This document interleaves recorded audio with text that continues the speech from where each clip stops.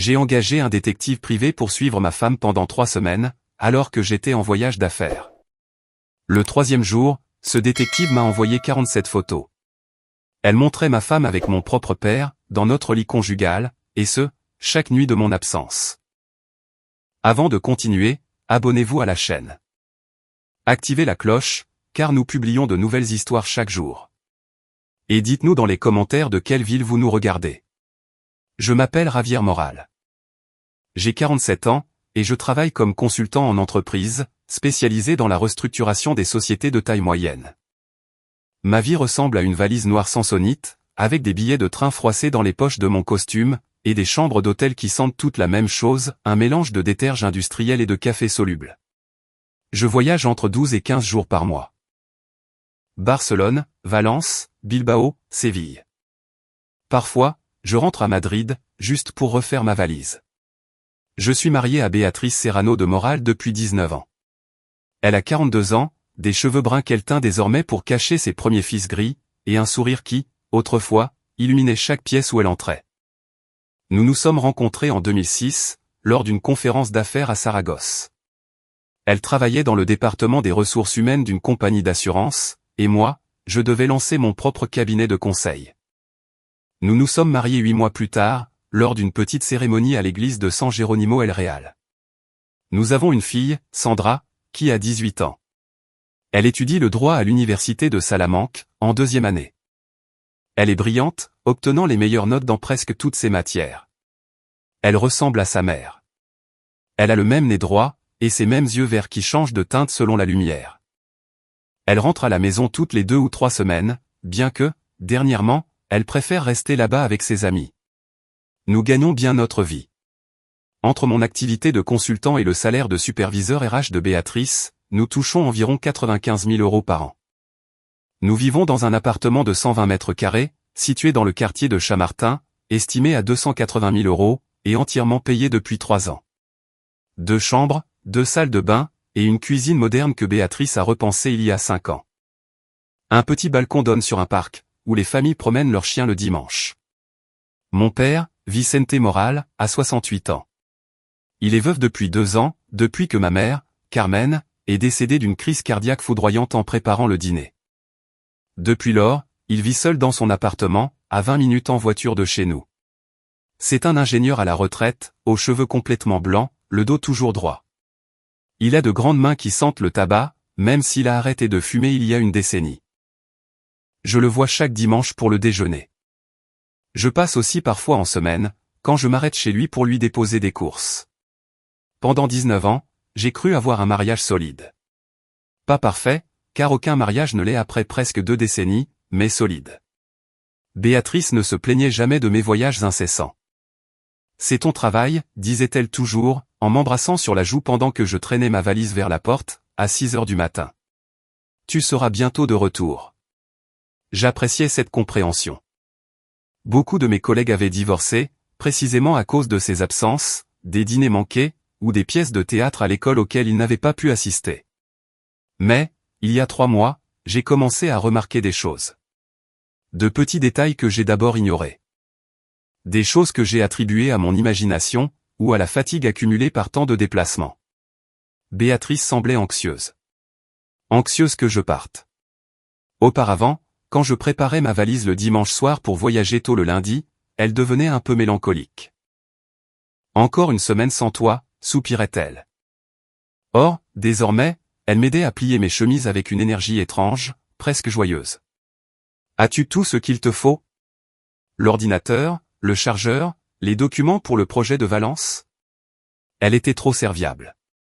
Trop soucieuse que tout soit parfaitement prêt pour mon départ. Un après-midi de juillet, je suis rentré d'un voyage à Malaga, et j'ai trouvé un nouveau parfum dans la salle de bain. Pas celui que Béatrice porte d'habitude, ce Chanel numéro 5 que je lui ai offert il y a des années. Celui-ci était différent. Un élégant flacon de Dior sauvage, un parfum pour homme. Et ça, ai-je demandé, en lui montrant la bouteille. Elle n'a même pas levé les yeux de son ordinateur. Oh, je l'ai acheté pour ton père, pour son anniversaire le mois prochain. Je l'ai laissé ici, car si je le garde chez lui, j'oublierai de le lui donner. Une explication raisonnable. Je l'ai accepté, sans poser plus de questions. Mais ensuite, il y a eu la question de mon père. Vicente avait toujours été un bon grand-père, un bon père. Il visitait régulièrement notre maison, surtout après la mort de ma mère. Il avait besoin de compagnie, ce que nous comprenions. Cependant, selon Doña Encarna, notre voisine du 5e étage, une dame de 71 ans qui passe ses après-midi penchée à la fenêtre pour observer le quartier où mon père venait beaucoup plus fréquemment. Ravière, m'a-t-elle interpellé un après-midi dans l'ascenseur, ton père vient souvent ces derniers temps, n'est-ce pas? Je le vois arriver avec des sacs de courses presque chaque semaine. J'ai haussé les épaules. Il vient dîner avec Béatrice quand je ne suis pas là, pour qu'elle ne soit pas seule. Doña Encarna a hoché la tête lentement. Mais il y avait quelque chose dans son expression que je ne pouvais pas déchiffrer. Ces 3 détails flottaient dans ma tête, comme des mouches que je n'arrivais pas à chasser. Le parfum, l'anxiété de Béatrice, les visites fréquentes de mon père. Rien de concret, rien qui justifie une accusation. Juste un malaise persistant dans mon estomac, qui grandissait à chaque fois que je montais dans un train pour une autre ville. En août, juste avant mon départ pour une mission de conseil de 4 jours à Bilbao, Béatrice m'a embrassé à la porte. Son sourire n'atteignait pas ses yeux. « Fais un bon voyage, chérie », a-t-elle dit, ses doigts tapotant impatiemment le cadre de la porte. Je me suis retourné sur le palier, et je l'ai regardée. Elle refermait déjà la porte, sans attendre que je monte dans l'ascenseur, comme elle le faisait toujours auparavant. Quelque chose n'allait pas. Et le pire, c'est qu'une partie de moi le savait déjà. Je suis revenu de Bilbao un mardi après-midi. 4 jours de réunions épuisantes, avec les directeurs d'une usine textile au bord de la faillite. Mes épaules étaient tendues, ma tête palpitait à cause d'une migraine naissante. J'ai ouvert la porte de notre domicile, à 19h20. Béatrice était dans la cuisine, préparant quelque chose qui sentait le poulet rôti au romarin. « Salut chérie », a-t-elle lancé sans se retourner, en remuant le contenu d'une casserole. Sa voix semblait normale, peut-être trop normale. « Comment s'est passé le voyage ?»« Long », ai-je répondu, en laissant ma valise dans le couloir. « J'ai besoin d'une douche. » Je suis allé dans la chambre, j'ai enlevé ma veste de costume, puis ma cravate. Pendant que je déboutonnais ma chemise, quelque chose dans le bac de recyclage, près de la cuisine, a attiré mon attention. Une bouteille vert foncé, avec une étiquette dorée que je reconnaîtrais n'importe où. J'ai marché jusqu'à la cuisine, et j'ai sorti la bouteille d'entre les briques de lait et les boîtes de thon. Un marqué de Riscal Reserva 2019, à 35 € la bouteille. Le vin préféré de mon père. Il en buvait chaque dimanche, lorsque nous déjeunions ensemble. Il commandait toujours cette marque spécifique au restaurant. Il disait que cela lui rappelait sa jeunesse, dans la Rioja. Mais Béatrice détestait ce vin. Elle l'avait goûté une fois, il y a des années, et avait fait une grimace de dégoût. Trop tannique, trop sec, ça me râpe la langue, avait-elle affirmé. Depuis lors, chaque fois que mon père apportait une bouteille à la maison, elle ne s'en versait même pas un verre. Je tenais la bouteille vide, sentant le poids du verre dans ma main. Mon cœur battait un peu plus fort. Béatrice, ai-je appelé depuis la cuisine, en gardant un ton désinvolte, depuis quand bois-tu du marquet de Riscal? Elle s'est retournée, s'essuyant les mains sur un torchon. Ses yeux se sont posés sur la bouteille. Il y a eu une pause, à peine une seconde, mais je l'ai remarqué. Puis, elle a souri. Oh, ça. J'ai décidé de lui donner une autre chance. Tu sais, on dit que les goûts changent avec l'âge. J'ai acheté une bouteille samedi, je l'ai ouverte dimanche en regardant un film. Ce n'était pas aussi mauvais que dans mes souvenirs. J'ai hoché la tête lentement. Tu l'as bu seul? Toute la bouteille en une après-midi? Eh bien, pas tout. Elle a ri, un peu nerveusement. J'en ai gardé un peu pour cuisiner, j'ai ajouté un trait à la sauce du poulet. J'ai remis la bouteille dans le bac. Quelque chose s'est noué dans mon estomac, mais je n'ai rien ajouté d'autre. Je voulais juste prendre une douche sous l'eau chaude. J'ai essayé de me convaincre que c'était exactement ce qu'elle disait. Elle avait décidé de regoûter un vin qu'elle n'aimait pas. Les gens changent, les goûts évoluent. Cela ne signifiait rien. 3 jours plus tard, un vendredi soir, j'ai appelé mon père. Une conversation de routine. Je lui ai demandé comment il allait, s'il était allé chez le médecin pour contrôler sa tension artérielle, s'il avait besoin que je lui apporte quelque chose. « Je vais bien, mon fils », a-t-il dit. Sa voix semblait fatiguée, plus rauque que d'habitude. Le médecin m'a prescrit un nouveau traitement, et m'a interdit formellement de boire de l'alcool, pendant au moins 3 mois. Il dit que cela interfère avec les médicaments pour la tension. J'ai senti mon sang se glacer. Pas d'alcool du tout? Même pas un verre de vin, rien? Il a été très clair. Pas de vin, pas de bière, pas de spiritueux. Je bois de l'eau et des jus de fruits naturels. Et depuis quand est-ce ainsi? Environ un mois maintenant, plus ou moins. Depuis la mi-août. La mi-août. C'était il y a 6 semaines. Et j'avais trouvé cette bouteille de marqué de Riscal mardi, il y a 3 jours. Si mon père ne pouvait plus boire d'alcool depuis août, qui avait bu son vin préféré chez moi? Papa, ai-je dit, en essayant de garder ma voix stable, es-tu venu dîner avec Béatrice dernièrement? Il y a eu un blanc, beaucoup trop long. Eh bien, oui, mon fils, quelquefois. Tu sais, Béatrice m'invite quand tu voyages, pour que je ne mange pas seul. Elle est très prévenante. Et as-tu bu du vin lors de ces dîners? Non, non, comme je te l'ai dit, je ne peux pas. J'ai pris de l'eau gazeuse. Pourquoi demandes-tu? Pour rien, papa. Simple curiosité. J'ai raccroché le téléphone. Je me suis assis sur le canapé du salon, fixant le mur blanc devant moi. Béatrice était dans la chambre, en train de lire. Je pouvais entendre le faible bruissement des pages qui se tournaient. Mon père ne buvait plus d'alcool depuis la mi-août. Il était venu dîner chez nous avec Béatrice à plusieurs reprises pendant mes voyages, mais il n'avait pas bu de vin. Et pourtant, j'avais trouvé une bouteille vide de sa marque préférée dans ma poubelle de recyclage. 2 possibilités s'offraient à moi. Soit Béatrice disait la vérité, et avait réellement acheté ce vin spécifique pour elle-même, surmontant par magie son aversion de longue date pour son goût. Soit quelqu'un d'autre était venu chez moi. Quelqu'un qui, lui, buvait du marqué de Riscal Reserva. Mais qui? Et pourquoi mon père avait-il semblé si mal à l'aise quand je l'ai interrogé sur ses dîners avec Béatrice? Je me suis levé du canapé, je suis allé dans la cuisine, et j'ai ouvert le placard où nous gardions les bouteilles de vin pour les grandes occasions. Il y en avait 3. Un Rioja blanc qu'on nous avait offert à Noël, un Ribradel Duro que j'avais acheté, et un Albarino de Galice. Aucun marqué de Riscal. Si Béatrice avait acheté une bouteille pour réessayer, pourquoi n'y en avait-il pas une autre dans la maison? J'ai sorti mon téléphone, j'ai ouvert l'application bancaire, et j'ai vérifié les transactions de notre compte commun pour les 2 dernières semaines.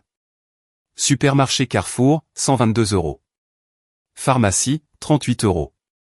Station-service, 55 €. Restaurant italien, 72 €. Cela correspondait à un dîner que Béatrice avait eu avec ses amis du travail.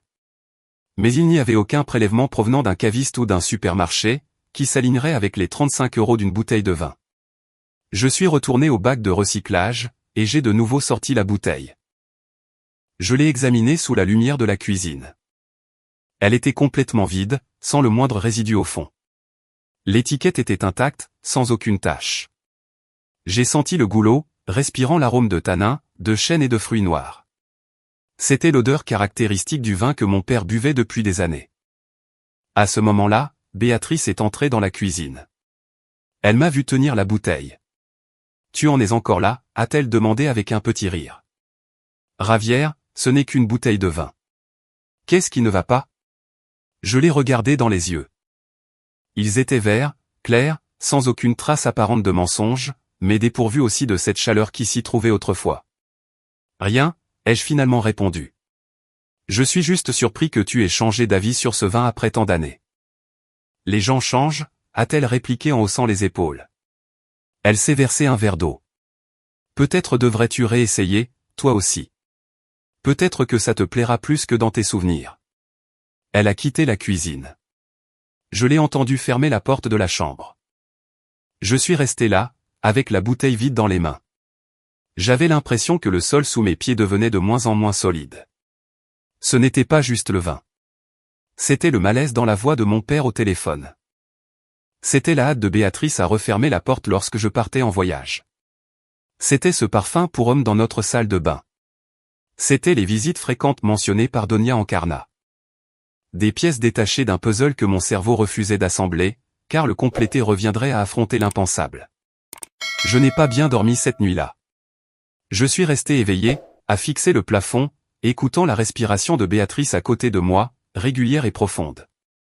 Et, pour la première fois en 19 ans de mariage, j'ai eu l'impression que la femme qui dormait près de moi était une étrangère. Une semaine après l'incident de la bouteille, j'avais un voyage de 4 jours prévu à Valence. Un projet important, consistant à conseiller une chaîne de magasins d'électronique sur l'optimisation des processus. Je devais partir le lundi 16 septembre au matin, et revenir le jeudi 19 au soir. Le dimanche, pendant que je faisais ma valise, Béatrice est entrée dans la chambre avec une tasse de café pour moi. Un geste gentil, certes. Mais il y avait quelque chose de faux dans son sourire. Comme si elle jouait le rôle d'une épouse attentionnée, au lieu de l'être naturellement. « À quelle heure part ton train demain ?» a-t-elle demandé, en s'asseyant sur le bord du lit.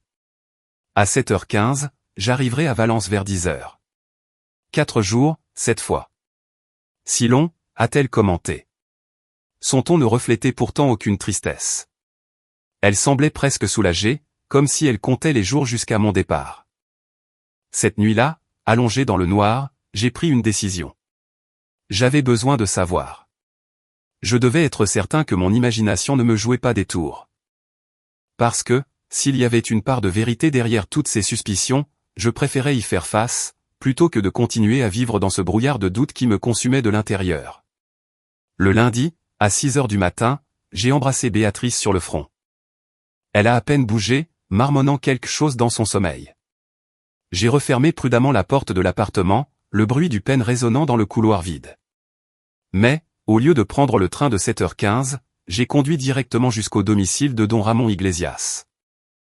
Notre voisin du 5e étage, 71 ans, postier à la retraite et veuf depuis 6 ans, passait ses après-midi assis sur son balcon, lisant les journaux et observant le quartier.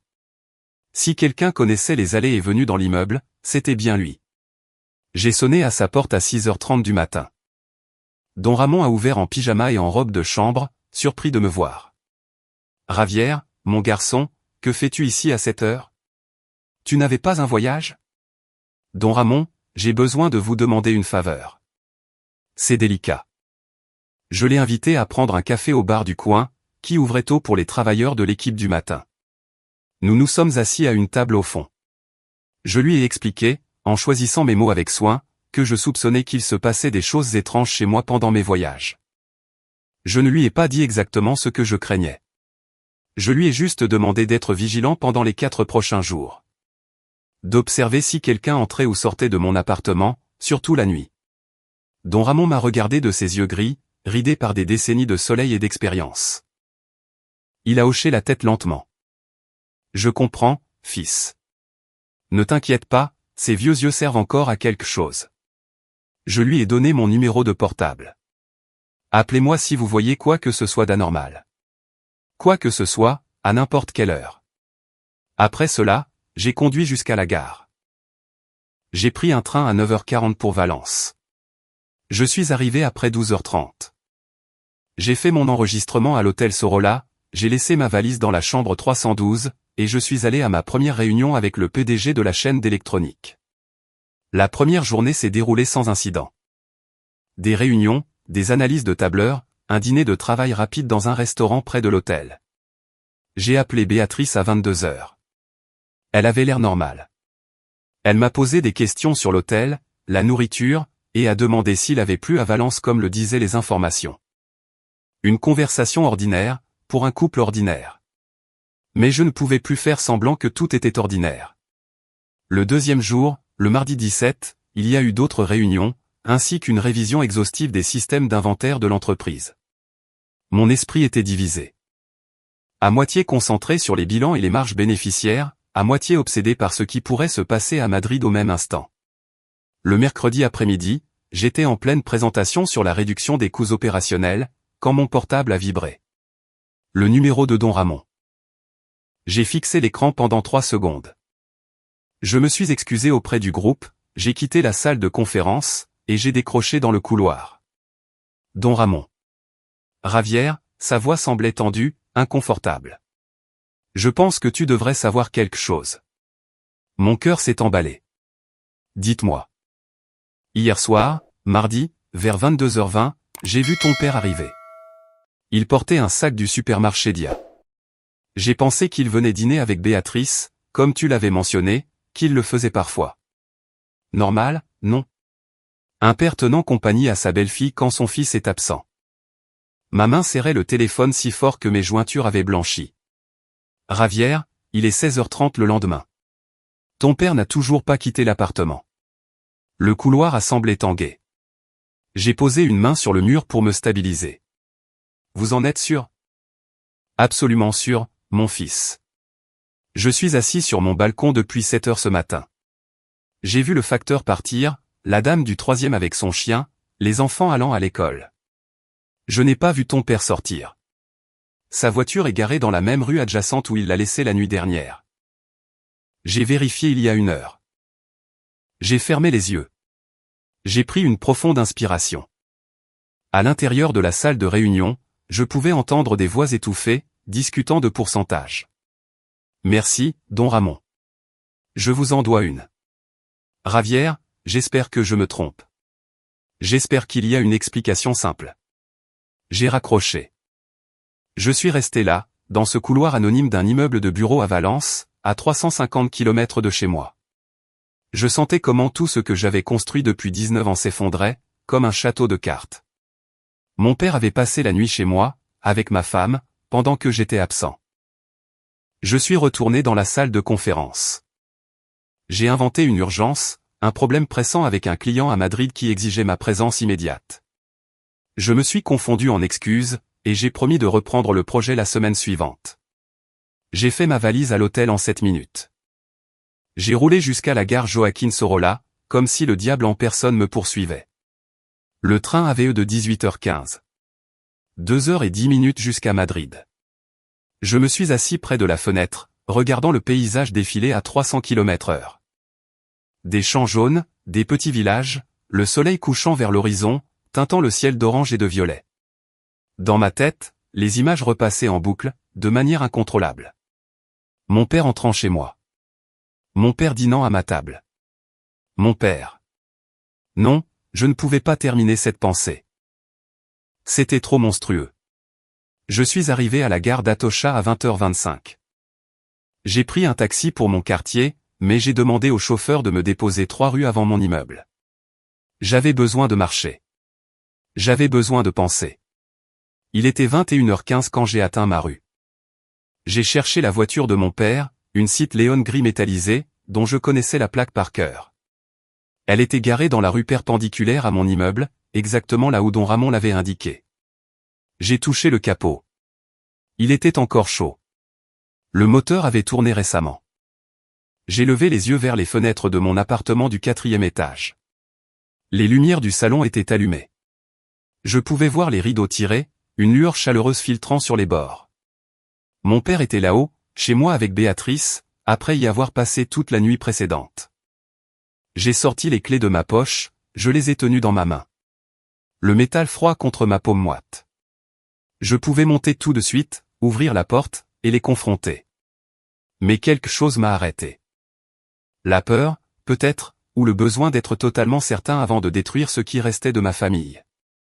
Car, une fois que j'aurais ouvert cette porte, une fois que j'aurais vu tout ce qu'il y avait à voir, il n'y aurait plus de retour en arrière. Je me suis éloigné de l'immeuble. J'ai marché sans but pendant 2 heures, à travers les rues de Madrid. Quand je suis revenu, après 23 heures, la voiture de mon père avait disparu. Je suis monté à mon appartement. Je l'ai ouvert prudemment. Béatrice était sur le canapé, en train de regarder la télévision, une émission de cuisine. Elle a levé les yeux, surprise. « Ravière, que fais-tu ici ? Je croyais que tu revenais demain. » J'ai fini plus tôt. Ma voix semblait étrangement normale. J'ai décidé de rentrer ce soir. Elle a souri, s'est levée, m'a embrassé. Elle sentait le parfum frais. Bien trop frais pour quelqu'un qui était censé avoir passé la journée seul à la maison. As-tu faim ? Veux-tu que je te prépare quelque chose ? Non, merci, j'ai mangé dans le train. Cette nuit-là, j'ai dormi sur le canapé. Je lui ai dit que j'avais mal au dos à cause du voyage. Elle n'a pas insisté. Et, allongé là dans l'obscurité, j'ai su, avec une certitude absolue, que j'avais besoin de preuves. De vraies preuves. Car ce que je soupçonnais était si atroce, qu'il me fallait le voir de mes propres yeux pour y croire. Le vendredi matin, 22 septembre, j'ai appelé Eduardo Ruiz, l'avocat de mon entreprise depuis 8 ans. Un homme discret, efficace, quelqu'un en qui j'avais confiance pour les affaires délicates. Je lui ai demandé de me rencontrer autour d'un café. C'est personnel, ai-je précisé, rien à voir avec mon activité de consultant. Nous nous sommes retrouvés dans un café près de son bureau, dans le quartier de Salamanca. J'ai commandé un cortado auquel je n'ai pas touché. Eduardo a pris un thé vert qu'il n'a pas bu non plus. Nous nous sommes assis à une table éloignée des fenêtres. J'ai besoin des coordonnées d'un détective privé, ai-je lâché sans détour. Quelqu'un de professionnel, de discret, qui sait gérer les affaires conjugales. Eduardo n'a pas posé de questions inutiles. C'était ce que j'appréciais chez lui. Il a sorti son portable, a cherché dans ses contacts, puis a noté un nom et un numéro sur une serviette en papier. Marcos Vega. 34 ans, ancien de la police nationale, il travaille maintenant à son compte. J'ai collaboré avec lui à 3 reprises, pour des affaires de mes clients. Très minutieux. Pas donné, mais il vaut chaque euro. Dis-lui que tu appelles de ma part. J'ai glissé la serviette dans la poche intérieure de ma veste. Merci, Eduardo. Javier, a-t-il repris en me regardant droit dans les yeux, quoi qu'il trouve, prépare-toi. Parfois, il vaut mieux ne pas savoir. Je n'ai pas bien dormi depuis des semaines. J'ai besoin de la vérité, quelle qu'elle soit. J'ai quitté le café. J'ai composé le numéro depuis ma voiture, garée dans une ruelle où personne ne pouvait m'entendre. Marcos Vega avait une voix calme et professionnelle. Nous avons convenu de nous voir le même après-midi, à son bureau. Un petit local rue Goya, au 3e étage sans ascenseur. Je suis arrivé à 17h30 précise. Le bureau était spartiate, un bureau en métal, 2 chaises, un classeur gris, un ordinateur portable. Au mur, des diplômes encadrés certifiant ses formations de détective privé, et sa licence officielle bien visible. Marcos était plus jeune que je ne l'imaginais. Carrure athlétique, cheveux coupés courts, et des yeux bruns qui évaluaient sans juger. Monsieur Moral, a-t-il dit, en me serrant la main fermement. Eduardo m'a dit beaucoup de bien de vous. Je vous en prie, asseyez-vous. Je me suis assis. Pendant les 40 minutes suivantes, je lui ai tout raconté. La bouteille de vin, le parfum, l'anxiété de Béatrice, l'appel de Don Ramon, la voiture de mon père stationnée toute la nuit devant mon immeuble. Je lui ai fourni des dates exactes, des heures précises, les noms complets. Marcos prenait des notes dans un carnet, avec une petite écriture soignée. Quand j'ai terminé, il a posé son stylo sur le bureau. Quel niveau de surveillance souhaitez-vous? Total. Je veux des photographies, des vidéos, des enregistrements si possible. Je veux savoir exactement ce qui se passe chez moi quand je n'y suis pas. Je veux des preuves qui tiendront devant un tribunal, si on en arrive là.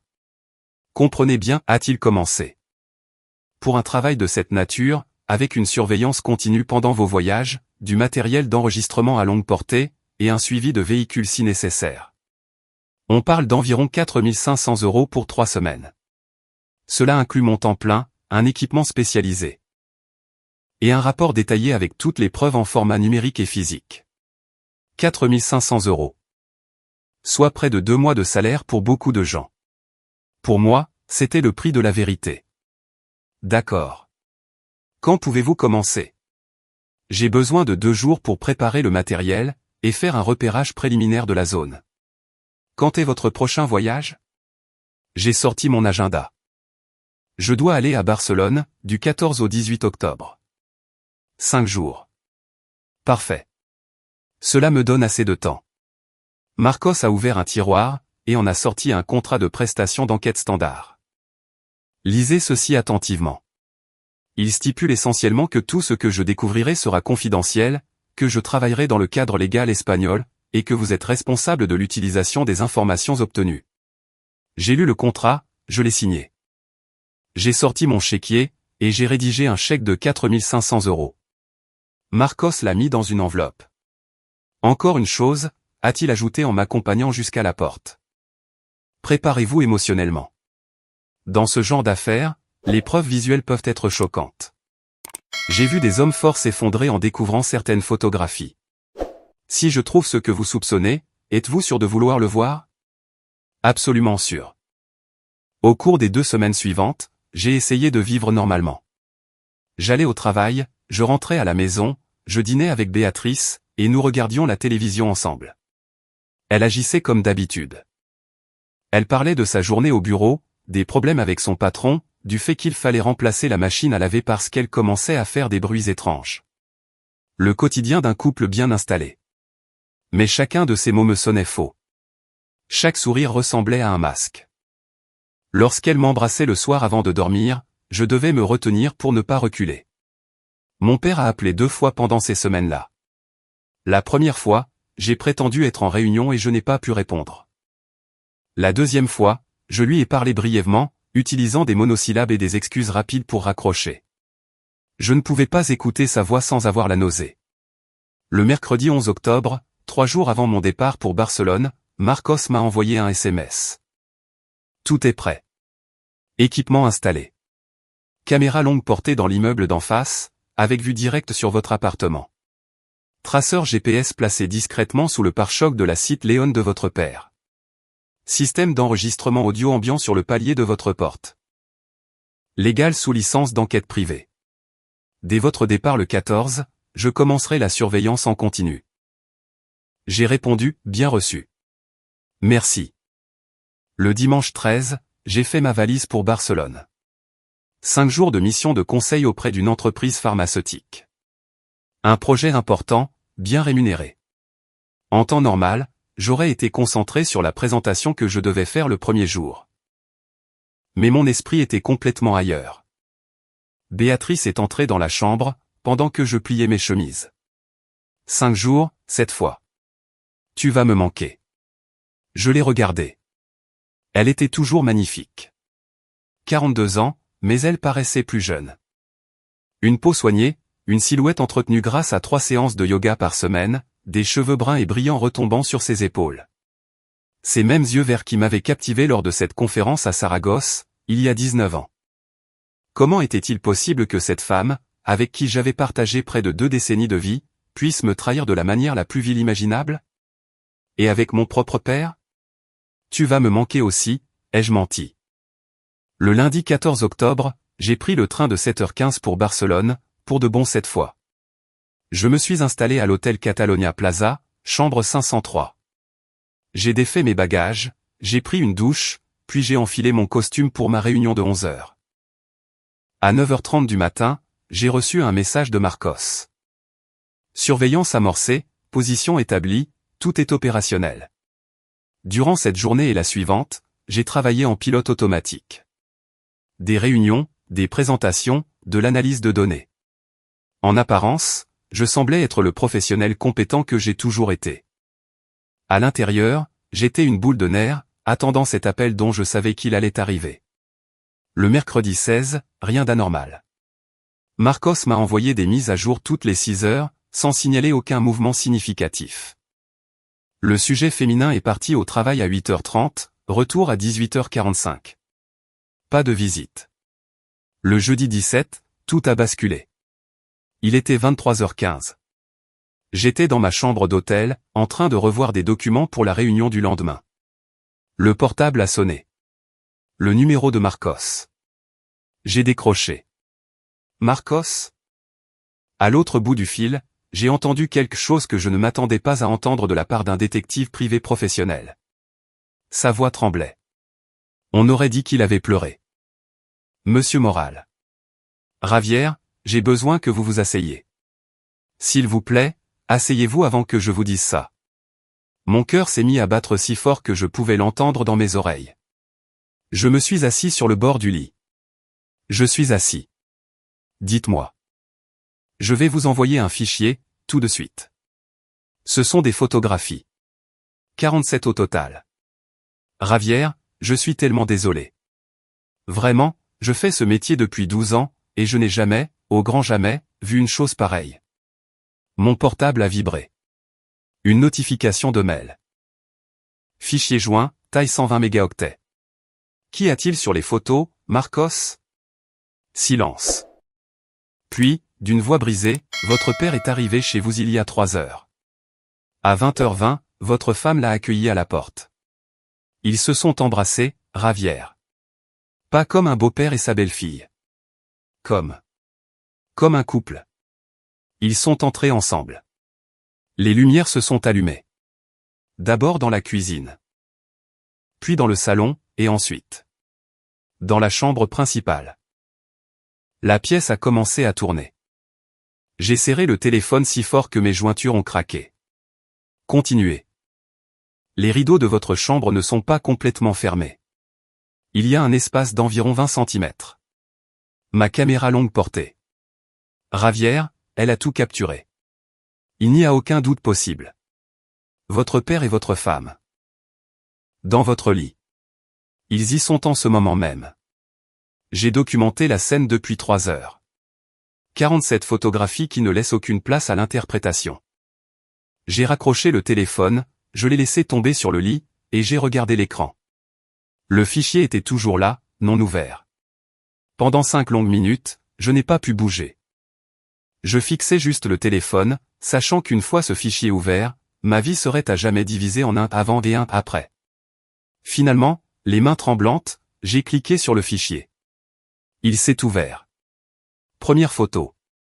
Mon père, entrant par la porte principale de mon immeuble, un sac de supermarché à la main. Date et heure dans le coin inférieur, 17 octobre 2023, 20h23. Deuxième photo. Béatrice, ouvrant la porte, souriante. Un sourire que je connaissais bien. Troisième photo. Tous les deux dans le couloir, enlacés, en train de s'embrasser. J'ai continué à faire défiler les photos. La cuisine, le salon, mon père se servant du vin, Béatrice en train de rire. Eux deux sur le canapé, beaucoup trop proches. Et puis, les lumières de la chambre s'allumant, et enfin, les silhouettes. À travers cet espace de 20 cm entre les rideaux mal fermés, la caméra de Marcos avait capturé des ombres, des formes, des mouvements qui ne nécessitaient aucune explication supplémentaire. 47 photographies chronologiques, datées et indéniables.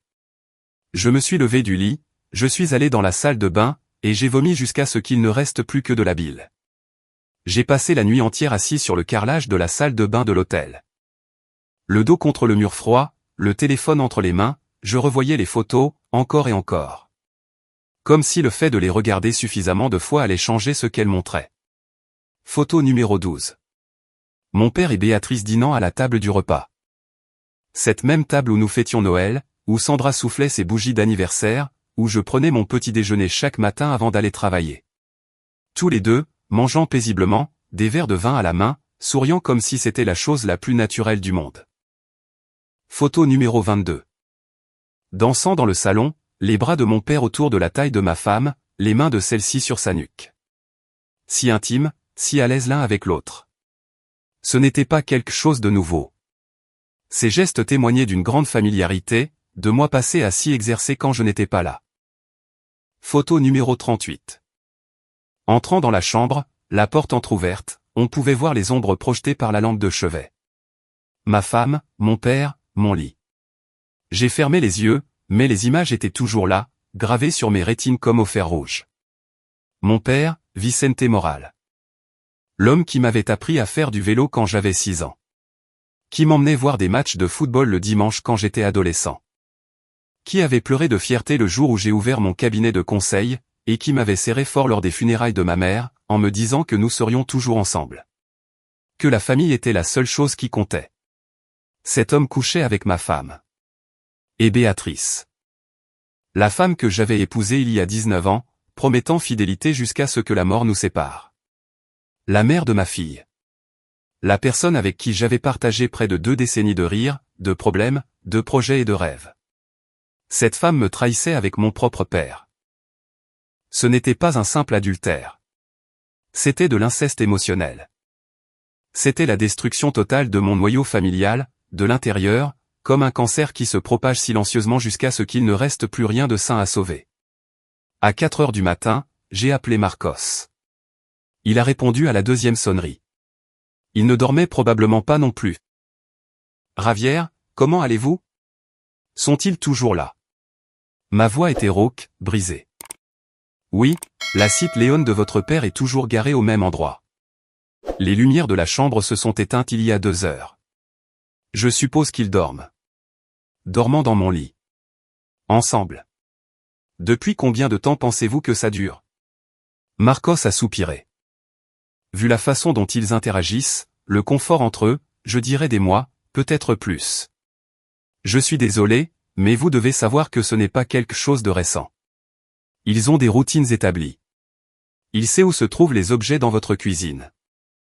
Elle lui a préparé son vin préféré. Il se déplace dans votre maison comme un couple qui fait ça depuis un certain temps. J'ai senti la bile remonter dans ma gorge. Je l'ai avalée avec effort. J'ai besoin de plus de preuves. Des enregistrements audio si possible, les dates exactes des autres fois où il est venu, des relevés bancaires. Tout. Je m'en occupe déjà. J'ai vérifié l'historique de la voiture de votre père grâce au traceur GPS, je peux remonter jusqu'à 3 mois. Les schémas sont clairs. Il vient dans votre rue spécifiquement les jours où vous n'êtes pas là. Jamais les jours où vous êtes à Madrid. Je préparerai un rapport complet avec une chronologie détaillée. Faites-le. Et Marcos, surveillez-les cette nuit. Je veux aussi savoir exactement à quelle heure il part. Je veux tout documenter. C'est compris. Ravière, encore une chose. Avez-vous quelqu'un à qui parler? Un ami, un thérapeute, n'importe qui? C'est dévastateur. Vous ne devriez pas affronter ça seul. Je vais bien. Non, vous n'allez pas bien. Personne n'irait bien après avoir vu ce que vous avez vu. S'il vous plaît, prenez soin de vous. J'ai raccroché. Je me suis traîné jusqu'au lit, je m'y suis allongé tout habillé. Le regard fixé au plafond, incapable de fermer les yeux, car à chaque fois que je le faisais, je revoyais les photographies. À 6h15 du matin, Marcos m'a envoyé un message. Le sujet masculin a quitté la résidence à 6h12. Même schéma que les autres fois, il part avant l'aube pour éviter d'être vu par les voisins. J'ai des photographies de son départ. Il a l'air satisfait, détendu. Il ne montre aucun signe de culpabilité ou de remords. J'ai relu ce message 5 fois. Il ne montre aucun signe de culpabilité ou de remords. Mon père, quittant ma maison après avoir couché avec ma femme. Calme. Comme s'il avait regardé un film ou joué aux échecs. À 8h15, mon réveil a sonné. Réunion à 9h avec l'équipe de direction de l'entreprise pharmaceutique. Une présentation cruciale sur l'optimisation des coûts. Je devais être lucide, professionnel, convaincant. J'ai pris une douche glacée. Je me suis rasé d'une main tremblante, me coupant 2 fois. J'ai mis mon costume gris foncé, et ma cravate bleu marine. Je me suis regardé dans le miroir. Les yeux rouges, des cernes profonds, la peau pâle. J'avais l'air d'un cadavre en costume. Je me suis rendu à la réunion. D'une certaine manière, j'ai réussi à faire ma présentation. J'ai parlé de marge bénéficiaire, de réduction des déchets, d'efficacité opérationnelle. Les chiffres sortaient de ma bouche automatiquement, alors que mon cerveau était complètement ailleurs. À Madrid, dans ma chambre, regardant mon père et ma femme, endormis dans les draps que j'avais changés dimanche avant mon départ. Après la réunion, le PDG m'a félicité. Excellent travail, Ravière. Exactement ce que nous avions besoin d'entendre. Je lui ai serré la main, j'ai souri, j'ai hoché la tête. L'acteur parfait, dans ma propre vie en ruine. Je suis rentré à l'hôtel, et j'ai appelé Béatrice. Je devais le faire pour sauver les apparences. Elle a répondu à la 3e sonnerie. Salut chérie. Comment s'est passée ta journée? Sa voix semblait normale, joyeuse même. Comme si rien ne s'était passé la nuit précédente. Comme si mon père n'avait pas été dans notre lit à peine 12 heures plus tôt. Bien. Réunion productive. Et toi, qu'as-tu fait hier? Une pause à peine perceptible, puis, rien de spécial. J'ai travaillé tard, j'ai mangé un dîner léger, regardé un film sur Netflix, et je me suis couché tôt. Une nuit ennuyeuse, vraiment. Elle mentait si facilement. Chaque mot était un coup de poignard. Quel film as-tu regardé? Nouvelle pause. Oh, Une comédie romantique française. Je ne me souviens plus du titre exactement. Tu sais comment je suis avec les noms. Je le savais. J'ai serré le téléphone. Mon père est-il venu te voir? Un silence absolu de 3 secondes. Ton père? Non, pourquoi demandes-tu? Pour rien. Juste par curiosité. Il te rend souvent visite quand je ne suis pas là. Non, parfois. Mais il n'est pas venu hier. Pourquoi cet intérêt soudain pour ton père? Aucun intérêt particulier. Je dois y aller, Béatrice. Une autre réunion dans 10 minutes. D'accord, chérie. Je t'aime. Moi aussi. Mensonge pour mensonge. J'ai raccroché et j'ai jeté mon portable contre le mur. L'écran s'est fissuré en toile d'araignée. Je m'en fichais. Pendant le reste de la journée, et tout le vendredi, j'ai continué à fonctionner en pilote automatique. Réunion, déjeuner d'affaires, analyse de documents. À l'extérieur, ravir moral, consultant d'affaires à succès. À l'intérieur, j'étais un homme vide, creux, fonctionnant à l'adrénaline pure et à la rage contenue. Marcos m'envoyait des mises à jour constantes. Il avait retracé l'historique GPS de la voiture de mon père. Au cours des 3 derniers mois, il s'était rendu dans ma rue à 18 reprises. Toutes ces visites coïncidaient exactement avec les jours où je voyageais. Pas une seule visite quand j'étais à Madrid. 18 fois. 18 nuits où mon père avait dormi chez moi, avec ma femme. Peut-être plus, avant ces 3 mois que le GPS pouvait tracer. Le vendredi après-midi, Marcos m'a appelé avec de nouvelles informations. J'ai obtenu un accès légal au mouvement bancaire, via une ordonnance du tribunal délivrée pour suspicion de fraude conjugale. Votre père a effectué des virements réguliers sur le compte personnel de Béatrice. 650 € par mois, depuis janvier. 8 mois de paiement continu. Total, 5200 €. Il la payait. Mon père payait ma femme. Pourquoi? La trahison ne suffisait-elle pas? Devait-il aussi faire d'elle sa maîtresse entretenue? Il y a plus, à continuer Marcos. J'ai trouvé un prélèvement d'un hôtel à Ségovie. Date, 19 février. Vous étiez à une conférence à Saragosse cette semaine-là. Hôtel Eurostar Convento Cappuccino. Chambre double réservée au nom de Vicente Moral. Ils ont fait une escapade romantique, Ravière. Une escapade à Ségovie. Pendant que je donnais des conférences sur la gestion d'entreprise, ils étaient dans un hôtel historique 4 étoiles, se promenant dans des rues médiévales, et dînant aux chandelles. Quand tout cela a-t-il commencé, Marcos? J'ai besoin d'une date approximative. D'après les transactions bancaires, les premiers virements datent de janvier 2024. Cela place le début de la relation probablement entre novembre et décembre 2023. Il y a environ 11 mois. 11 mois. Presque une année entière de tromperie.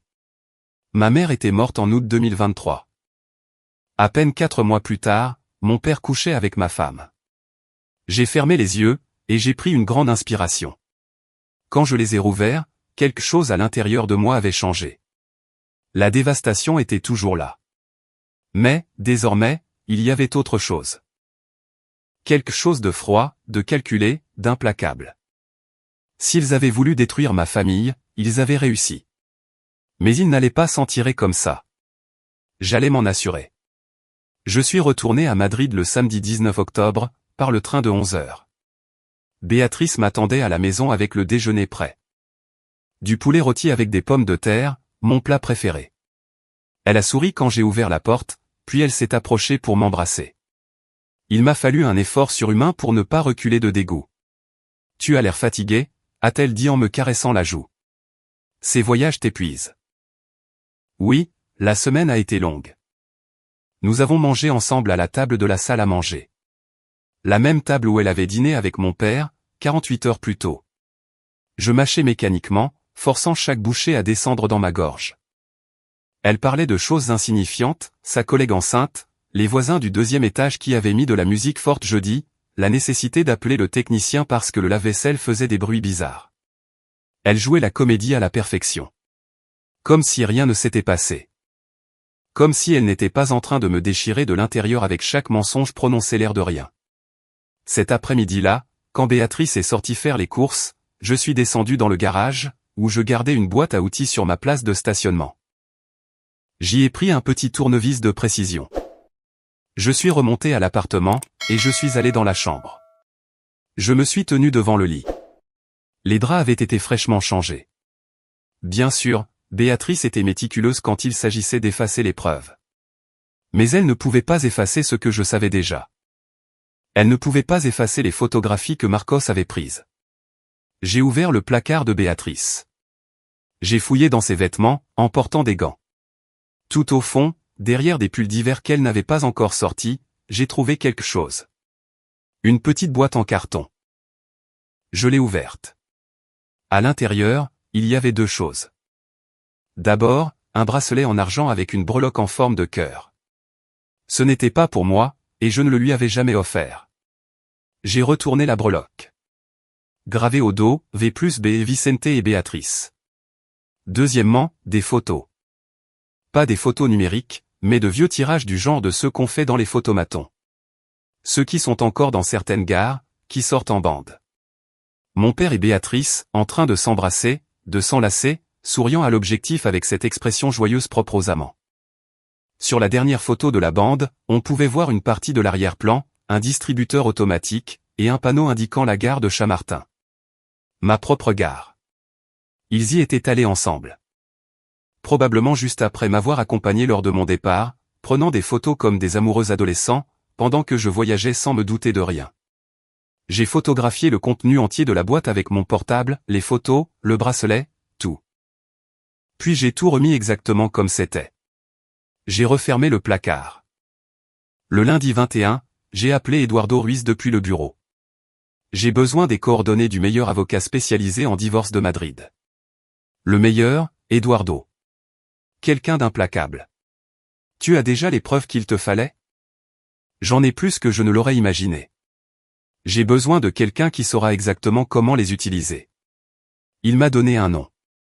Dr Alicia Campos Moreno. 52 ans, spécialisée en droit de la famille depuis 26 ans, avec un taux de réussite de 93% dans les divorces contentieux. Son cabinet se trouvait rue Serrano, un quartier très chic, ce qui signifiait que ses honoraires ne seraient pas donnés. Je m'en fichais. Je l'ai appelé le même après-midi. Sa secrétaire m'a fixé un rendez-vous pour le mercredi 23, à 16h. Le mercredi, je suis arrivé à l'heure. Le bureau était élégant, des murs lambrissés de bois sombre, des étagères remplies de codes juridiques reliés en cuir, et un imposant bureau en acajou. Le docteur Campos était une femme dotée d'une forte présence.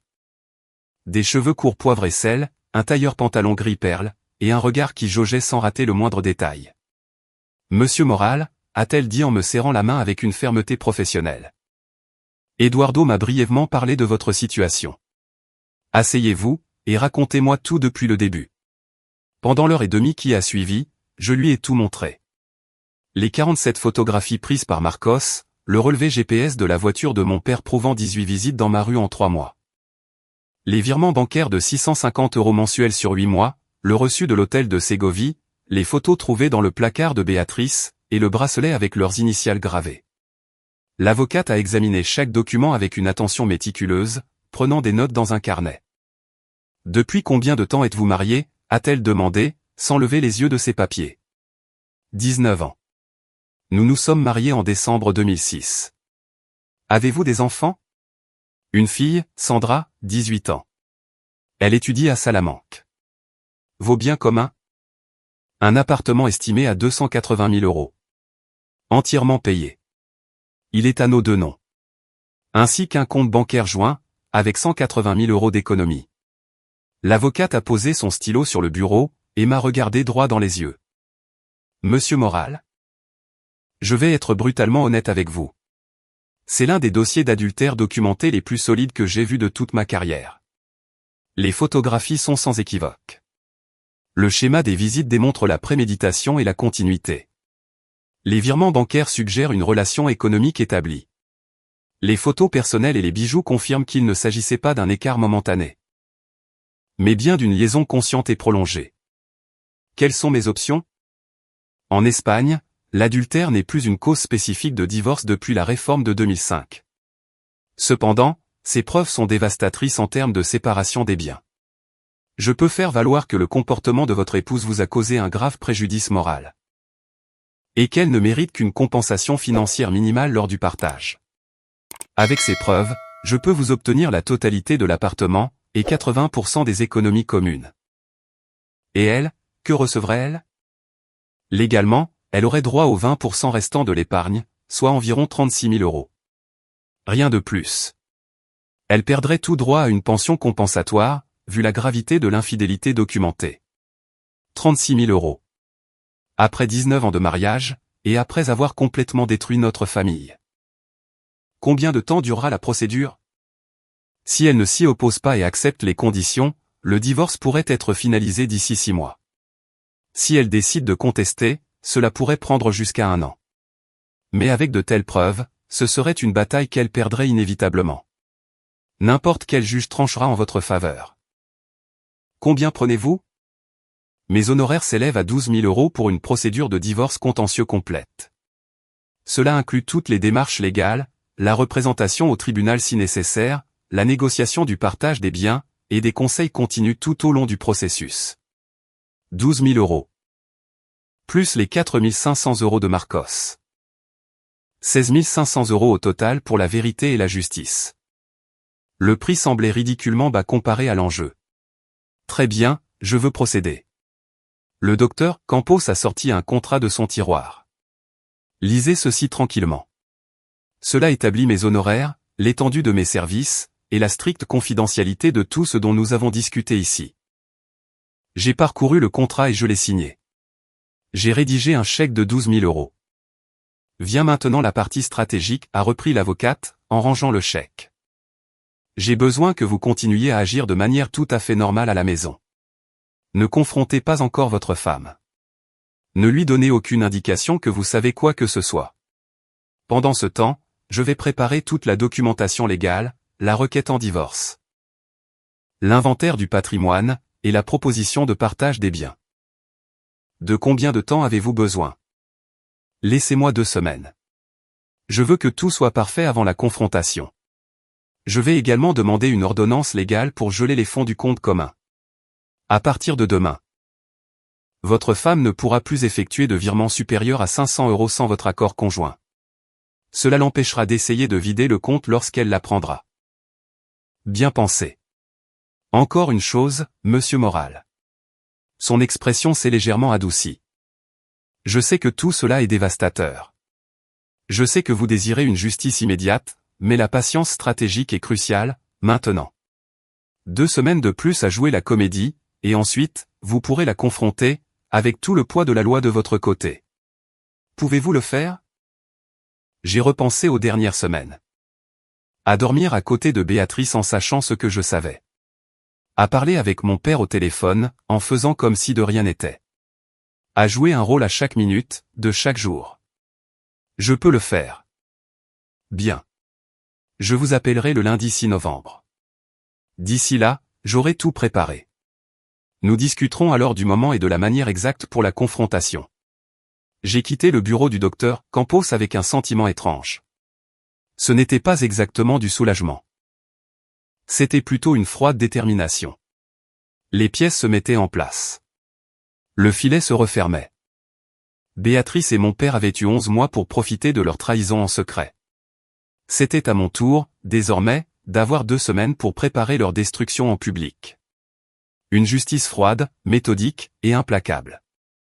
Il n'y aurait ni cri ni violence, seulement d'inévitables conséquences judiciaires, s'abattant sur eux comme une guillotine. Les 2 semaines qui suivirent furent les plus longues de ma vie. Chaque matin, je me réveillais à côté de Béatrice. Nous prenions le petit déjeuner ensemble. Elle me posait des questions sur mes réunions du jour, et moi sur son travail. Des conversations vides, flottant au-dessus d'un abîme de mensonges. Chaque soir, nous dînions devant la télévision, en regardant des séries dont je ne me souvenais plus le lendemain. Parfois, elle posait sa tête sur mon épaule. Je devais contenir l'envie de m'écarter, contenir la nausée, contenir la rage qui grossissait comme une tumeur maligne dans ma poitrine. Le jeudi 26 octobre, le docteur Campos m'a appelé avec une proposition. Ravière, il nous faut davantage de preuves audio. Les photographies sont parfaites, mais si nous obtenons des enregistrements de leurs conversations, où ils admettent la durée de leur relation ou parlent de vous de manière péjorative, nous renforçons le dossier de façon exponentielle. Que suggérez-vous? Légalement, en tant que propriétaire de 50% de l'appartement, vous pouvez installer des dispositifs d'enregistrement audio dans votre propre domicile. Surtout s'il y a de fortes présomptions d'une activité illicite qui vous affecte directement. Je connais un technicien spécialisé dans les systèmes de surveillance discrets. Elle m'a donné le contact. Luis Herrera, un technicien en sécurité électronique doté d'une licence officielle. Je l'ai appelé le même après-midi. Luis est arrivé à l'appartement le samedi 28 octobre au matin. Béatrice était sortie avec ses amis dans un spa, et ne reviendrait pas avant 19 h. Cela me laissait 8 heures. Luis était un homme d'une quarantaine d'années, mince, portant des lunettes à monture métallique, et une mallette noire professionnelle. Il a inspecté l'appartement pendant 20 minutes, prenant des mesures et évaluant les angles. Je vais installer 4 micros longue portée de dernière génération, m'a-t-il expliqué en sortant de minuscules appareils de sa mallette. Un dans le salon, caché dans le cadre du tableau au-dessus du canapé. Un autre dans la cuisine, à l'intérieur de la haute aspirante. Le troisième dans la chambre principale, dans le détecteur de fumée au plafond. Et le quatrième, dans l'entrée. Sont-ils détectables? Uniquement avec un équipement spécialisé de balayage électronique. À l'œil nu, ils sont totalement invisibles. Ils s'activent au son, enregistrent en qualité professionnelle, et transmettent en temps réel vers un serveur cloud auquel vous seul avez accès. La batterie dure 6 mois. Luis a travaillé pendant 3 heures avec une précision chirurgicale. Il a installé chaque micro avec des outils de pointe, testé la qualité audio, et vérifié la connexion au cloud. Quand il a eu fini, il m'a montré l'application sur mon portable. D'ici, vous pouvez écouter en temps réel, ou repasser les anciens enregistrements. Tout est crypté, et totalement légal selon les réglementations espagnoles sur la protection du domicile. Cela m'a coûté 2000 € pour l'équipement complet et l'installation. Je l'ai payé en espèces. Après son départ, j'ai testé le système. Je me suis tenu dans le salon, et j'ai parlé d'une voix normale. Ensuite, je suis allé dans mon bureau, et j'ai ouvert l'application sur mon ordinateur portable. L'enregistrement était cristallin. Je pouvais même entendre le tic-tac de l'horloge murale. Le mardi 31 octobre, j'ai dû me rendre à Saragosse pour 2 jours, une brève mission de conseil auprès d'une entreprise de logistique. J'en avais informé Béatrice le dimanche précédent. J'ai vu l'éclat dans ses yeux quand je lui ai annoncé que je serais absent le mardi et le mercredi. Seulement 2 jours, cette fois, a-t-elle commenté. C'est bien. Tu me manqueras moins. Menteuse parfaite. Le mardi matin, je suis parti prendre le train. Mais cette fois-ci, en voyageant vers Saragosse, j'avais mon téléphone avec l'application audio ouverte, en attente. À 20h37 ce mardi soir, le système s'est activé. Le bruit des clés dans la serrure. La voix de Béatrice. Entre. La voix est libre. Ravière ne rentre pas avant demain soir. Puis la voix de mon père. Tu es sûr? Je ne veux pas de surprise, comme la dernière fois où il a failli rentrer plus tôt. Détends-toi, Vicente. Cette fois, j'ai vérifié son emploi du temps 2 fois. Il est à Saragosse jusqu'à demain. Nous avons toute la nuit. J'ai entendu des bruits de pas, des portes qui s'ouvraient, de l'eau qui coulait, des rires. Ensuite, pendant les 40 minutes suivantes, l'enregistrement de son que j'aurais préféré ne pas entendre, mais dont j'avais besoin comme preuve. Puis le silence. Puis, de nouveau, leur voix. Ils étaient dans la cuisine, le son des verres qui trinquaient. À nous, a dit mon père. À nous, a répété Béatrice. Tu sais, parfois je me sens mal pour Ravière. Mais ensuite, je repense à la solitude dans laquelle il me laisse toujours avec ses voyages, et ça passe. Mon fils a toujours été plus porté sur les chiffres que sur les gens, depuis qu'il est tout petit. Brillant en affaires, mais émotionnellement distant. Exactement. Nous sommes plus des colocataires qu'un couple marié depuis des années. Tu me fais me sentir vivante, Vicente. Tu me fais me sentir désirée. Et toi aussi. Après la mort de Carmen, je pensais ne plus jamais ressentir cela. Mais ensuite, je t'ai regardé, vraiment regardé, pour la première fois, et tout a changé. C'était quand, exactement? Quand as-tu commencé à me voir différemment? C'était en décembre dernier. Javier était à Séville pour une semaine. Je suis venu dîner avec toi, comme toujours. Mais ce soir-là, quand je t'ai dit au revoir à la porte, nos regards se sont croisés, et il y a eu quelque chose. Une étincelle. L'invitation silencieuse dans tes yeux. Et je n'ai pas pu résister. Ça fait 11 mois, maintenant. 11 mois à se cacher. Penses-tu que nous pourrons un jour être ensemble ouvertement? Peut-être quand Sandra aura terminé l'université et sera indépendante. Alors, toi et Javier, vous pourriez divorcer à l'amiable. Personne n'a besoin de savoir pour nous. Et ensuite, nous pourrions vivre paisiblement. Ma main serrait le portable si fort que j'ai eu peur de le briser. Ils avaient des projets. Des plans à long terme, pas seulement une simple liaison crasseuse. Ils voulaient un avenir ensemble. Ils espéraient que je divorce de Béatrice à l'amiable, pour qu'ils puissent être ensemble sans s'attirer le blâme public. J'ai sauvegardé l'enregistrement. Je l'ai envoyé, crypté, au docteur Campos. Elle m'a répondu dans les 5 minutes. C'est de l'or. Aveu clair de la durée, des motivations, et des projets futurs. Un juge va adorer ça. Le lundi 6 novembre, exactement comme promis, le docteur Campos m'a appelé. Tout est prêt. J'ai les papiers du divorce préparés, la demande de séparation des biens, et une clé USB avec toutes les preuves organisées chronologiquement. Photographie, enregistrement audio, transactions bancaires, relevé GPS. Tout est légal. Tout est recevable au tribunal. Quand dois-je les confronter? Je vous suggère de le faire ce week-end. Le dimanche 12 novembre. Une atmosphère familiale. Un moment où ils sont tous les deux détendus. Votre père vient d'habitude déjeuner le dimanche, n'est-ce pas? Oui. Tous les dimanches depuis des années. Parfait. Invitez-le à déjeuner comme d'habitude. Ce sera un dimanche tout à fait normal. Après le dessert, vous projetterez les preuves sur votre télévision, vous les confronterez ensemble, et vous leur remettrez les papiers du divorce, que j'aurai préparés pour que Béatrice les signe sur le champ. Et s'il refuse de signer? Les preuves sont tellement accablantes que n'importe quel avocat digne de ce nom lui conseillera d'accepter les conditions. Si elle va en justice, la seule chose qu'elle obtiendra, c'est une procédure plus longue, plus coûteuse, et le même résultat au final. Oh. Et je vous suggère d'appeler votre fille, Sandra, samedi. Faites-la venir de Salamanque. Elle mérite de connaître la vérité de votre bouche, avant de l'entendre par d'autres sources. J'ai ressenti un poids dans mon estomac. Sandra. Ma petite fille de 18 ans. J'allais devoir lui annoncer que son grand-père et sa mère avaient détruit la famille. Que son grand-père avait trahi son père de la manière la plus vile qui soit. Est-il nécessaire que Sandra soit présente lors de la confrontation? Non. En fait, je vous suggère qu'elle ne le soit pas. Mais elle doit connaître la vérité immédiatement après. C'est une adulte. Elle a le droit de décider comment assimiler cela, et avec qui elle souhaite maintenir une relation par la suite. Le mardi 7, j'ai appelé mon père.